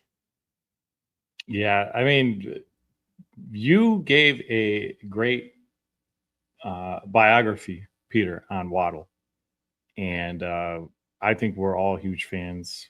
Chicago radio legend, Bears legend. It's so close. I'm still going to go with Joey, though. Oh, because wow. for a vibes guy for me, I wow. still need that wackiness. And I think Wow. as great of a vibes guy Waddle is, maybe he plays it a little too safe. Dougie. I got to be honest with you. I was going Waddle all the way. But So then I'm Joey, going to tell you, I'm going Waddle. So you could be either the tying vote, and we had to go to the comments, or you're going to break the tie. I think we got to go to the comments. All right. Oh, So, go to the comments. So this is All right, what we're going to comments. do. Yes. I know Missy is watching for sure. JT is watching for sure. First person to answer wins. All right, it's Joey. I am shocked. I am shocked. I thought Waddle was gonna Come win. on. I thought Waddle was. She answered Joey. So that's how we do Well, it. He answered Joey too. So. We had two. All right. Joeys. So two Joeys. So Waddle. I feel like this was the closest that maybe Joey was gonna get dethroned, but he keeps making a run, man. He's gonna be there for the long haul. Let's go, Dougie. All right, let's go. Let's go number 2. So we're going Joey versus Joey. Oh, We're going no. Uncle Joey versus Joey. Sounds like a sitcom. Joey versus Joey. So yes, Full House's Uncle Joey against Joey Tribbiani from Friends. Obviously, John Stamos was the looker. He was in a band, and then Danny Tanner was more of the straight-laced, cleaning, widower. Uncle Joey was the vibes guy of the group. Yeah. Damn, this is a really hard one. Peter, you need to cut it out. God damn it. End the show now. We're done. Jason, That was good. Jason, was come good. back. I don't want to do this no more. Oh my God. Fuck. Okay, all right. This is how I'm gonna decide it. Because they're both, in my opinion, very, very equal. I have to judge it off of like who would I think I'd have more fun at a bar with. Yeah. And I think it'd be Joey from Friends. Yes. I agree with you Mhm. that. Rather than, yes. Okay, so I'm going Joey from Friends. I'm going to go Uncle Joey. Because sometimes I don't want to go to the bar. And sometimes I just want to, hang out, have a good time. And he's that another type of character where it just like there's no bad bone at all. He doesn't get mad. And if he does get mad, he gets mad like how Joey P gets mad. Now, it's not really like, that bad. So, yes. a question for the group, because we do agree that they're both vibes guy, and I loved Uncle Joey before I knew about Joey Tribbiani, right? Because Full House was our youth. Does all the things that Alanis Morissette wrote about Uncle Joey, does that change the vibes at all? Because she wrote some mean things about Uncle Joey. Okay, and, hold on. And I We're like talking- Alanis Morissette. Okay, we're talking about Uncle Joey. We're not talking about Dave Coulier. Okay, It's all right? it's all the same to me. No, it's not. No, I it's feel not. like if we go we Okay, go to the bar with Dave Coulier, he might have a beaver puppet as well. Jesus Christ. Oh my God.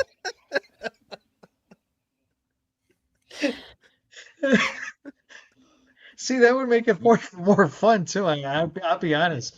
I had the whole bar rolling. That'd be funny as hell. No, because then you could do the same thing with what's his name, McConaughey, where we're separating that actor versus the real life person. That's true. I'm gonna go Uncle Joey. Okay. This is very hard for me. You gotta Joey a try box here. Yeah. It's a lot of Joey talk. It's a lot of Joey talk on this this segment. It's a little beaver talk too. A lot of Bucky's talk. A lot of Bucky's Yeah, a lot talk. of- Right up yeah, my alley. Buc-ee's. Right up my alley. Love Uncle Joey to death. I mean, what he did for them girls and help raise them and keeping the vibes high. I think sentimentally, that's why I'm going to go Uncle Joey. Wow. So we got 2 Uncle Joeys. We got 2 Joey Tribbianis. So In the comments. whoever could type faster, I think they're in the same vibes anyway. So JT or Missy, you guys pick. You guys are gonna break the tie. He says, "Damn." She says, "Yes." Yes is not an answer. I need somebody to. Who's yes? Oh, so we're keeping Uncle Joey. The run of Joey Tribbiani is over. This was a close one, but Uncle Joey moves on. So Joey P, since we keep at this point, I keep saying Joey. Pick the next one. Let's go 6. Barstool Big Cat. He, I feel like, is like the vibes guy of that whole universe. So are we going Barstool Big Cat or are we going Uncle Joey? I mean, I think unanimously we all love Barstool Big Cat, and I think just his donut posts do it for me. So that's who I'm going with. I'm going with Barstool Big Cat. I'm not. He took his shirt off in front of you, so Yeah, he did. I can't. This is true. I'm gonna still go Uncle Joey. Romantic vibes with Bologna. Romantic vibes. Those are different vibes. So Well, yeah, that's a different segment. Dougie? I gotta go Big Cat. I mean, like, the dude, he is a person that, like, not only is he like a genuinely cool hang, but he's like a genuinely cool dude. Like, Right. I mean, what he just did, like, you know, with like the whole like 50-50 that he just won, he like gave it all away, you know, Yeah. and he's basically just like, I'm doing it for the love of the game, you So know, Lost like, Boys, shout out Southside of Chicago, Lost Boys charity. That was Yeah. that was a nice thing he did. yeah, dude. I mean, it was amazing. And yeah, I just feel like his whole demeanor is just a vibe. And he does keep a lot of people around that probably shouldn't be employed, you know, but he keeps them around because they're good vibes. And if you got those type of good vibes, I you know, like, it's hard for me not to pass him up. I think he would be a cool hang anywhere, anytime. Yeah, So I I think do have to go Big Cat. it's almost like karma, right? Like you get what you deserve. The vibes beget the vibes. So like he puts out all of those positive vibes. The vibes kind of follow him. So I agree with you. I think we got to go Barstool Big Cat here. Unfortunately, they're saying conflict of interest here between me being their landscaper now and you got a new head of hair. Maybe there is a conflict of interest there. Oh yeah. And I like donuts. Yeah. Right, there you go. That's a good point. All right, we got 2 left. So let's see who's the vibes guy to finish this off. Who's next?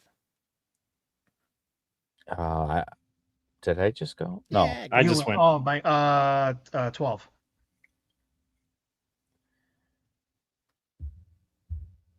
This is White Mamba, Brian Scalabrine, the ultimate vibes guy for a bench player, an NBA guy.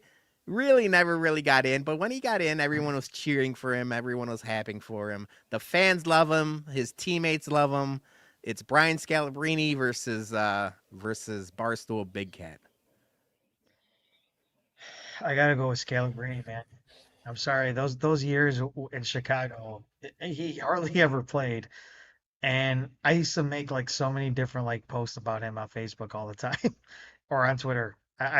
He was just something else. Like he was just like that role player on the bench that you wanted because he was a good clubhouse. Would you consider him a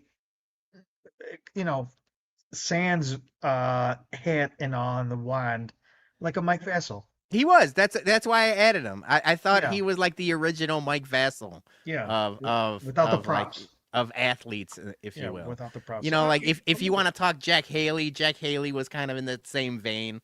You know, he was basically Rodman's like best friend, and he would play poker with Jordan, and that's why he was basically on those Bulls teams. I never saw him actually wear a jersey. He was always in a suit, but he was always there kind of being the vibes guy. So yeah, Brian Scalabrine was kind of like the newer version of Jack Haley.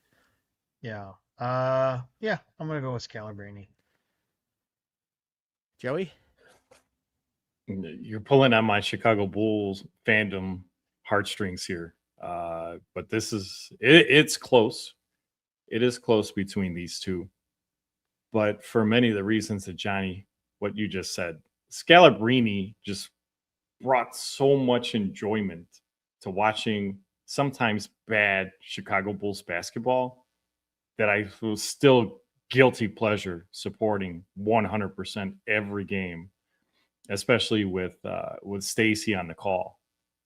Anytime Scalabrine would come in the game and the United Center would erupt, and then if he did happen to hit a baseline three, everybody go crazy on television and their homes and their living rooms like me. And I got to go Scalabrine here. It's a close one. It hurts, but yeah.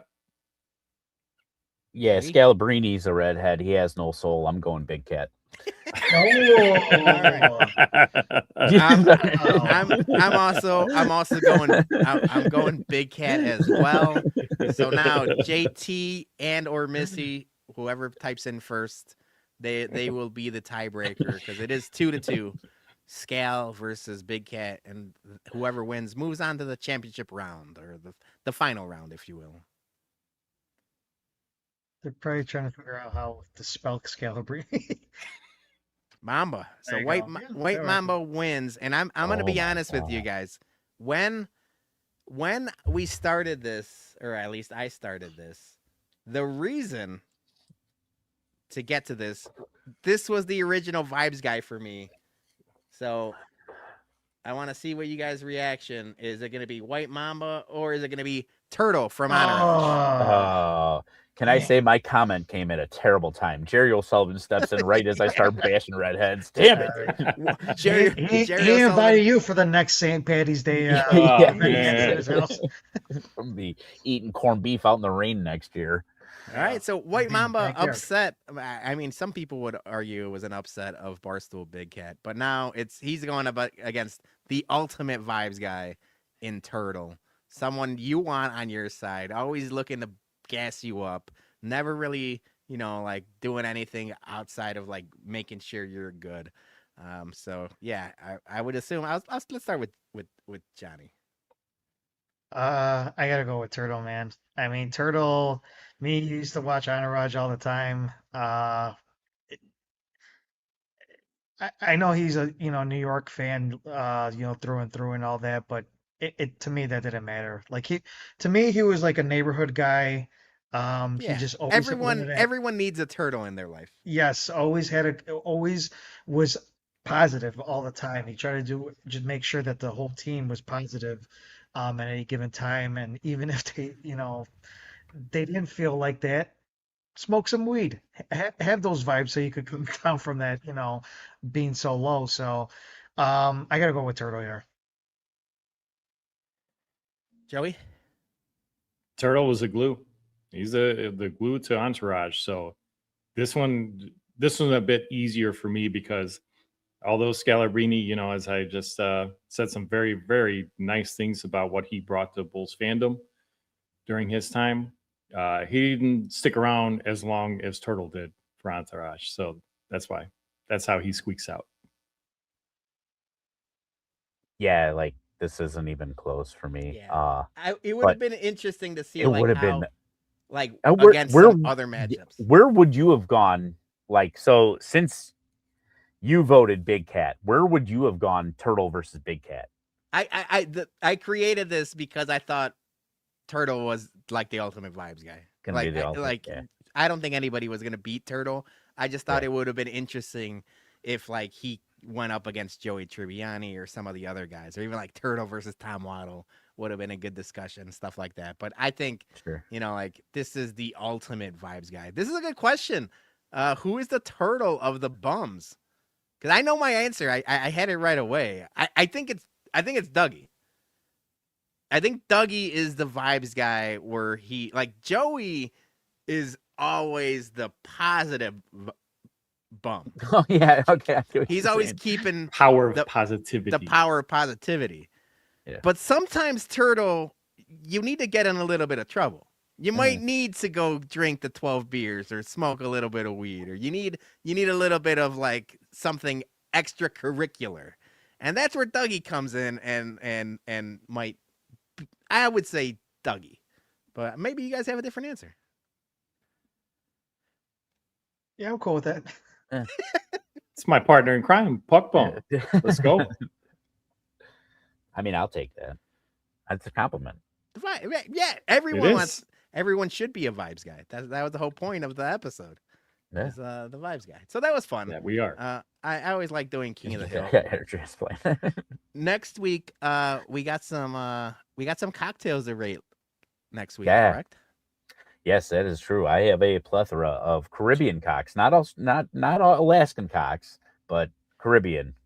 So, very excited. I actually ran into a bartender on the cruise ship that I have known for a very long time, 11 years to be specific, and he is certified by Bacardi, a whole bunch of different other ones.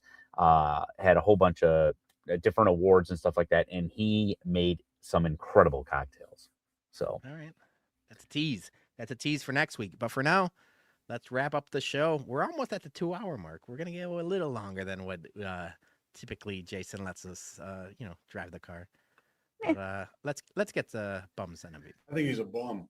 I think he's an absolute bum. You call me a bum? My man, I take that with pride, with honor, that I'm a bum. I'm the king of the bums, baby. Because you're training like a damn bum, you know that? Bum. A bum. Bum. First up, MVB, you bums. That was a crazy fun tailgate. Thank you to Missy.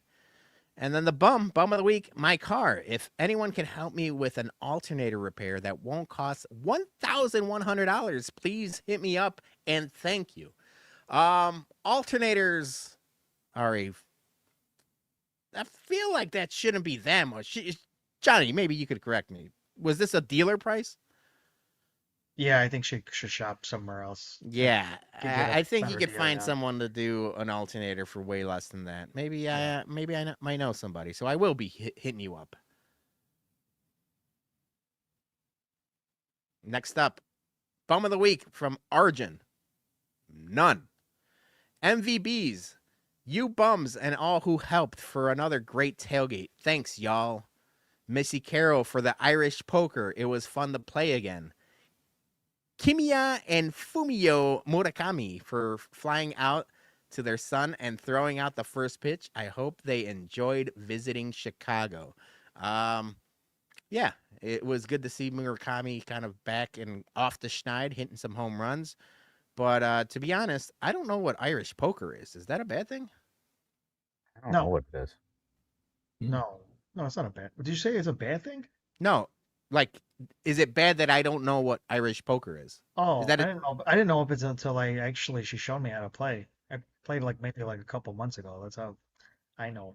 But it's fun. All right, I might need to learn that. I'm gonna make the screen big because we got a $9.99 super chat from our guy Jerry O'Sullivan. Thank you so much to Jerry. He says I need to pay Thanks, my Jerry. bum tax for missing the tailgate. We missed you, my friend. It was a Yeah, we good did. one. We've got 2 left. Mhm. We got 2 left, so make sure you hit up August or September. And there might be one more Bums White Sox event that we can't announce yet, but we're going to be announcing very shortly. So tune in for that. It won't be a tailgate, but it is a Bums-sponsored White Sox event.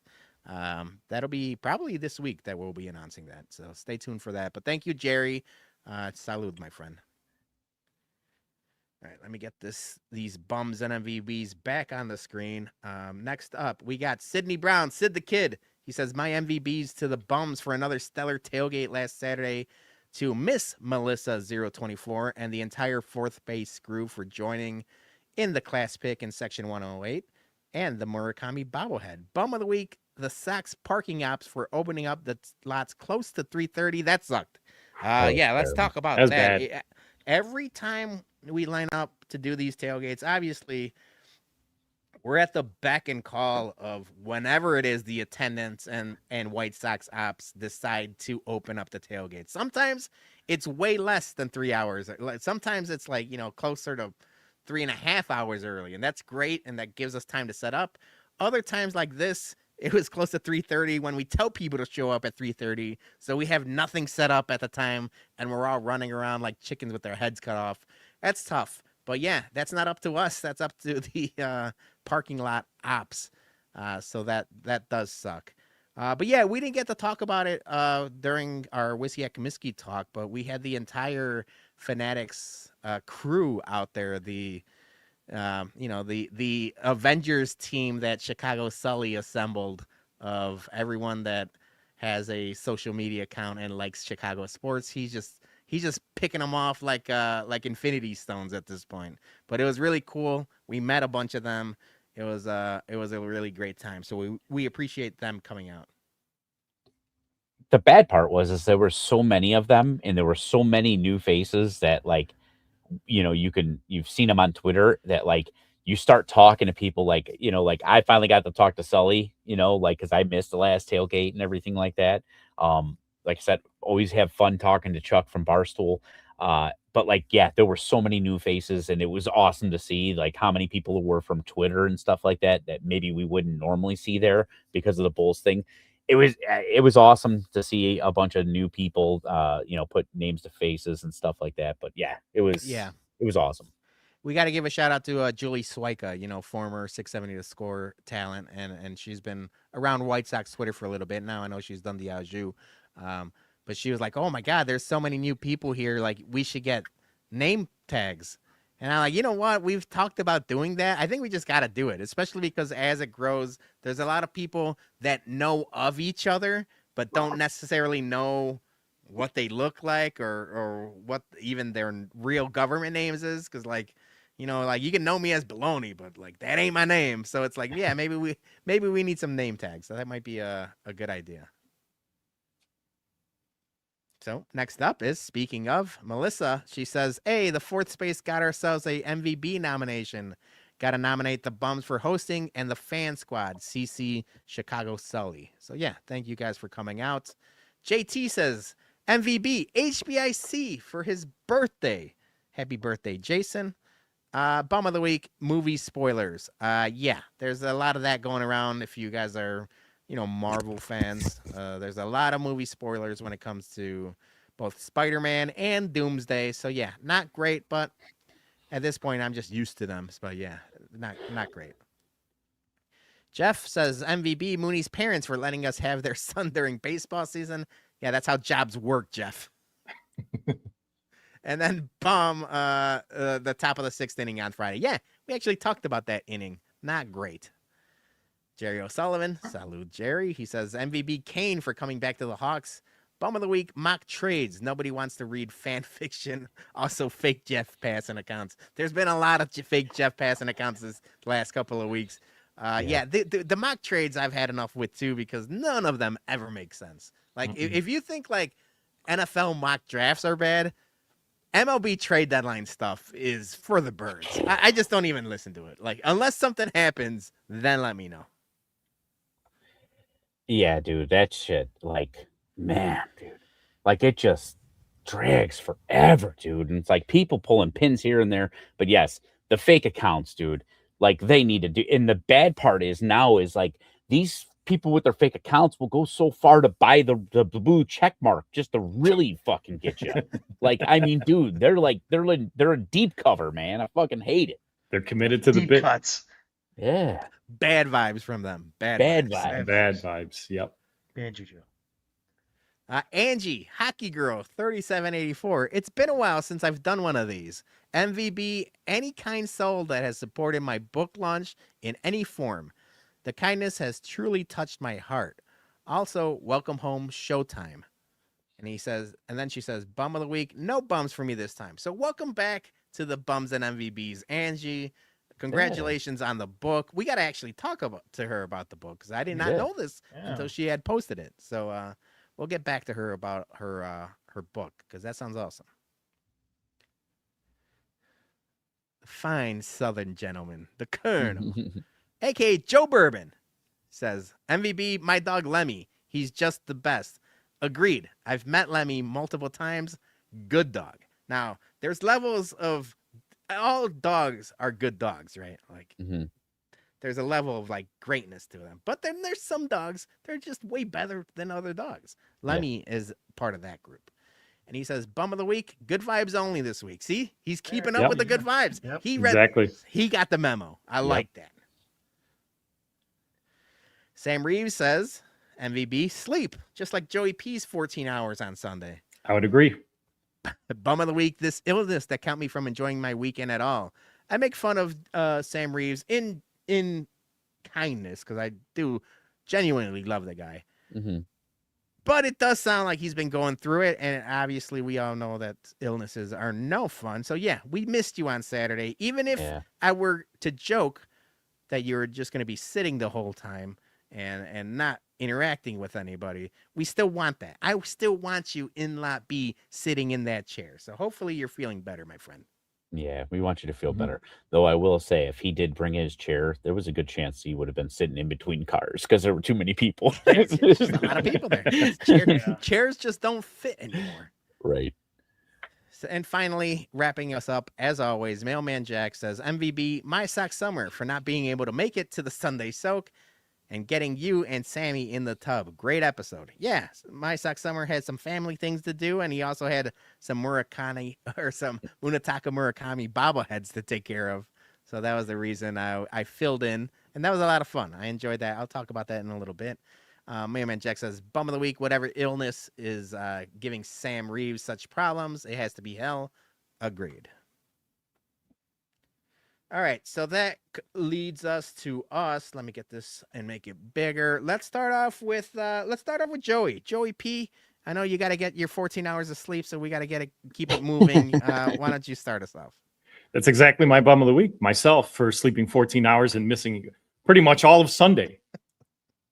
But it's because I had to recuperate from all the good vibes and fun that we had all day Saturday. So I'll just slide right into my MVBs, and that's of course everyone that makes Whiskey at Comiskey possible in this regard. It was tequila at Comiskey, but thanks first and foremost to all of our sponsors, everybody who came out, and everybody was working hard. The wives, us boys, I cannot remember another tailgate that was so in the beginning kind of like not to say chaotic, but a lot of hard work gone in, and everybody, we were just humming along right in the beginning. And I appreciate everybody's efforts in doing that, because the Sox let us in late. We see the people coming in, like you had said, Peter, and we all had already wanted to be set up by then. But everybody, we all came through, and Teamwork, by the baby. numbers, from the numbers, I mean, we rivaled almost opening day, I think. I mean, they get bigger and better. So if you haven't been to one yet, check out the calendar. We got a couple more left, and don't get that FOMO. But thanks to all of the sponsors, every one of them, Taste Real Chicago, JP Graziano, Luis from Tequila Tejitas. He's interested in coming back. Justin from Hot Butcher. He was so excited to finally, attend one of these, and it was a massive hit. He always had lines. Of course, we got our friends over at the Ramova. They were there. It was just awesome having Tyler there, and he got to see, he was very impressed. Wow, look at this turnout. And everybody got to enjoy their brewskis also from a Lord Princess. Thanks out to her. Thanks out to Danny from Manuscrito. I mean, if you think about everybody who partakes in this and all the work that everybody goes and puts into it, it's exactly what we say. It's for all of you who show up. It's for you, the community, and we want to make sure, doesn't matter what fan base you're from. Yeah, I talked to some of the guys from the Fanatics crew, from the Chicago community leaders of Fanatics. A lot of Cub fans over there. A lot of them. Cub fans over there. Shout out Blake. He's one of them. Sully came and gave me the hug as soon as he saw me when he showed up. Obviously got a shout out to Fourth Space. finally got to meet Melissa after being Twitter friends for years as Bulls fans. And Ramina, I got to meet once before. Last but not least, I cannot thank Bear enough. Bear Mysterio. This dude showing up with his bar for 2 tailgates now. Yeah. If you haven't been to one of his home game tailgates on 14th and Wabash, it doesn't matter. Just like with us, some folks don't go in the game, and that's fine. If you just want to come out, get together, have a good time with your friends, family, and other Bears fans, do it. And Bear Mysterio definitely, he'll post when his dates are for this upcoming Bears season. I know Dougie and I probably will be at the opener, right, Dougie? Yep. So if you don't have anything to do for the Bears home opener, you want to tailgate, free ads. How you like that, Jason? Free ads. For sure, free ads for 14th Bear. and Wabash. That place, best Bears tailgate by far. Yep. Absolutely, yeah. And the other thing too is Bear does some road games. He's doing one in Miami, so I'm going to be linking up with him in Miami for a tailgate. So that's crazy. So I'm excited about that or whatever. But yeah, echo Joey 100%. We will 100% be there the moment that whenever they start tailgating for opening day. So come out and see us. I'm gonna bring Bologna along just to. Yeah, hey, I don't need to go to the game. I'll go tailgate and go watch it at a bar. Sign me up for that. I'd rather not be at Soldier. I'll watch it at a bar. I'll do that. Yeah, pee at will. Yeah, I need my bathrooms. Actually, speaking of peeing, Johnny, you go. I don't got. I was gonna. I didn't realize Sid had that bum with the opening of the tailgate, so I was gonna kind of piggyback off of that. But yeah, I don't know. I don't understand why they don't open the tailgate like at exact or the parking lot's like at 3 o'clock. I don't know what was going on with that. But that's not what I really want to do. This was a kind of theme for us today: vibes, good vibes, and all that. And that's where I want right now. I want positive vibes because I got something going on tomorrow, and I'm hopefully crossing fingers, positive vibes. So I gotta go into it for tomorrow. So I really got nothing much to say other than that. So fingers crossed. But that's all I gotta say about that. Hell yeah. Dougie? All right. Yeah, MVB goes out to everybody that called, text me, however you were trying to get a hold of me. Listen, if I didn't respond to you, I apologize. There was so many things that got lost in translation when I had my cell phone off. So Gas Money Bob showed me it at the tailgate that he sent me a text. I didn't even get it. It happens. So I didn't get a lot but just know that I felt the love either way. If I didn't respond to you, I apologize. I totally meant to. But yes, I want to thank everybody. I had a phenomenal 40th. So that's all I can ask for. And that's it. As far as my bum of the week goes, LeBron James. LeBron James. This guy. Come on. So now it comes out that he's not even going to live anywhere near Philly. He's going to be in New York, and he's going to helicopter to Philly every day by helicopter.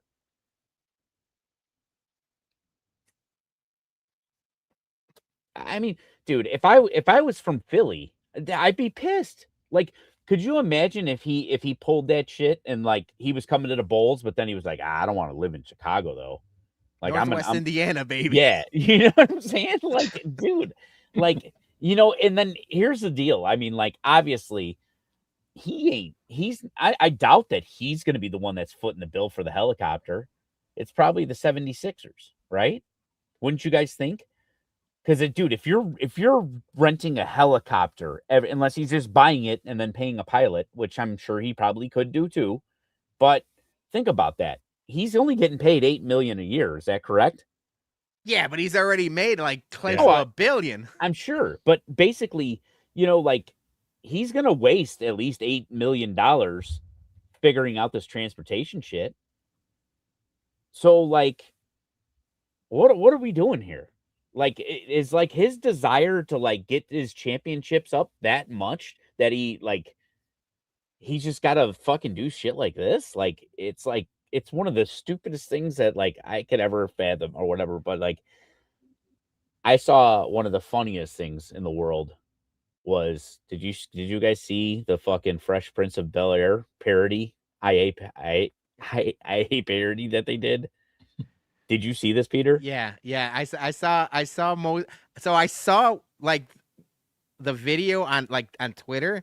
Yeah. I didn't like click on it. So I know what Okay. you're talking about. I didn't see it. Oh, bro. I mean, they just made Bronny, you know, the French Prince or whatever, and like his dad's walking out, you know, and and then Luca Donna's fucking Uncle Phil, just super fat. So That's dude, I mean, it was good. But LeBron James, I mean, thank you for giving me a reason to bum you. So you're gonna go high on my bracket, and people hate you, so it works. Maybe he just wants to get to every Knicks and Nets game closer, faster commute. Who knows? Yeah, so this is where we kind of need the HBIC with his zip codes and his area codes and all this stuff, because honestly, I don't know how far is Philly from New York, like driving wise. It's far. It's far. It's So far, like the yes. helicopter. So like at that point, the helicopter I guess makes sense, but like wouldn't you just do? Well, I could tell you right now, the but- private jet thing instead. Anyway, that I was just wondering at that point. I don't No, know. I'll start with my bum of the week because Dougie, you mentioned getting the brackets, and at this point we're just playing the hits, right? You're LeBroning or you're bumming LeBron. Like that's just a classic. We've been doing that for the last 4 years. Yeah. And this is someone I've had on my bracket the entire time that I've done the end of the year bum and MVP thing. I-55 traffic is the worst. I can't do it anymore. So we coordinate the tailgates. We do all of the like planning. We do everything. And then the Saturday of the tailgate, for zero reason whatsoever, like 5 different accidents on I-55. What's typically a 35-minute drive for me is now an hour plus drive. And it's like there's no rhyme or reason whatsoever. My good friends, our drunk uncles from the 108, they invited me to do the Sunday soak, 11:30 airtime. I'm like, perfect. Like 11:30, I'll wake up early, get a coffee, shower, do everything I need to do. I checked my phone when I woke up. I woke up at 9, so I was a little earlier. 35 minutes to get to Johnny. You live right over there, so it's basically like driving to your house. By the time 10:15 rolled around, I was going to miss the Sunday soak. I was literally scared that I was going to miss it. I'm like, I got to go now. And I get on 55, and the clock, I've got screenshots. The clock, I'm just sitting on 55. The clock just keeps going. And I'm like, and B-Flow's like, get there around 11:10. Like, we'll go on live at 11:30. I'm like, perfect. Let's do that. ETA 11:15. ETA 11:17. ETA 11:21. I'm like, I'm gonna miss the Sunday soak. I'm like, I can't do this any longer. Luckily, I didn't even know what happened. There was no. Allegedly, there was an accident. It was cleared by the time I got there. I got there like right at 11:20, and I got a parking pass from our Uncle Beef. I sit down and change real quick into my swim trunks. And I'm like, let's do it. I didn't even get to read the questions. I didn't do anything. I was like, that 55 was trying to fist fuck me all weekend. And I didn't let it. So bum of the week, I-55. I hate you so much. You don't even know how much I hate you. All right, just real quick. I was looking up the transportation on that Philadelphia to New York. It's actually not that far. For driving purposes, well, for anybody, it's still an hour and 42 minutes. I thought for some reason it was longer than that. So that helicopter ride's probably going to be what? 20, 30, like half hour? Not even. Yeah. Well, it all depends, It all depends on clearances and stuff like that. And yeah, but that's crazy. I do have a question for Peter. Peter, if it got really, really close to time, would you just tell him that you were running late, or will you just like big time him and just not show up? No, I would have. Let's get to my MVPs now, and one of the MVPs is going to be my Sax Summer, Chirizi, and B-Flow for inviting me on and letting me do it because it was a lot of fun. I didn't know Sammy P was going to do it with us, so I thought it was just going to be us three, and I was taking like my Sax Summer's place. So then I'm like, oh, they're going to have to do it with just two people. I'm like the clock keeps ticking. I'm like. In my head, I'm like, I might change into my swim trunks in I-55, and then just show up as they're already live. Like just jump in, cannonball jump style. in. Yeah, I didn't know what I was gonna do, but you know what I was doing? I was taking screenshots of my ETA climbing, so I could at least have proof. I'm like, beef, it's not my fault. I'm just stuck in fucking traffic forever. But yeah, no, I had a great time. It was a lot of fun. It was like, like just hanging out with the guys and doing the soak. And then we went to the game and had some beer. So they've always treated us well. We appreciate our drunk uncles. I now joke we're basically the same age, but we're the nephews of the group, and they're the drunk uncles. But that was a lot of fun. And then I'll just close out the show echoing what all you guys did, right? Like the vendors, the patrons, everyone that quote tweeted, anyone that, participates in the Whiskey at Comiskey's, because like I mentioned, it takes a village. It's always a really good time, but there's a lot of sweat equity involved, planning all of that. So Johnny, you go get your stuff. You go get the sandwiches. Dougie, you're cooking hot dogs. We're setting up tables. Joey running ice, and we're making Costco trips and everything else like that. So thank you all. Thank you, obviously, Julie, Sandy, Missy, Mary, and Sarah. Like it's the whole team effort. But yeah, it was a lot of fun. It went about as good as it could have, and we're ready to do it again in August. So thank you guys so much. I'll keep you guys updated on the Bologna show. There's a couple things coming up, but I'm not gonna I'm not gonna keep teasing things that either are gonna happen or not gonna happen. So just stay tuned for that. Just wait and see. Just wait and see, and then do for sure wait and see on what we got announced for White Sox and a little extra piece of event, if you will, not a tailgate, but something we got cooking. So stay tuned to our socials. Follow us on Twitter, Instagram. Please like, subscribe, and share. You know what? We don't say that enough on here because it does go a long way, especially with YouTube. If you hit the like button, just share it with a buddy. I know a couple of you guys in the comments are regulars and really do appreciate all of the comments. Yeah. If you like it, my guess is one of your friends is going to like it. So next time you talk to a buddy, be like, hey, I got this podcast I listen to on Mondays. Why don't you give it a try? And that's how this thing keeps growing. So we appreciate you, and we'll catch you next week on the BumCast. We'll smell you later.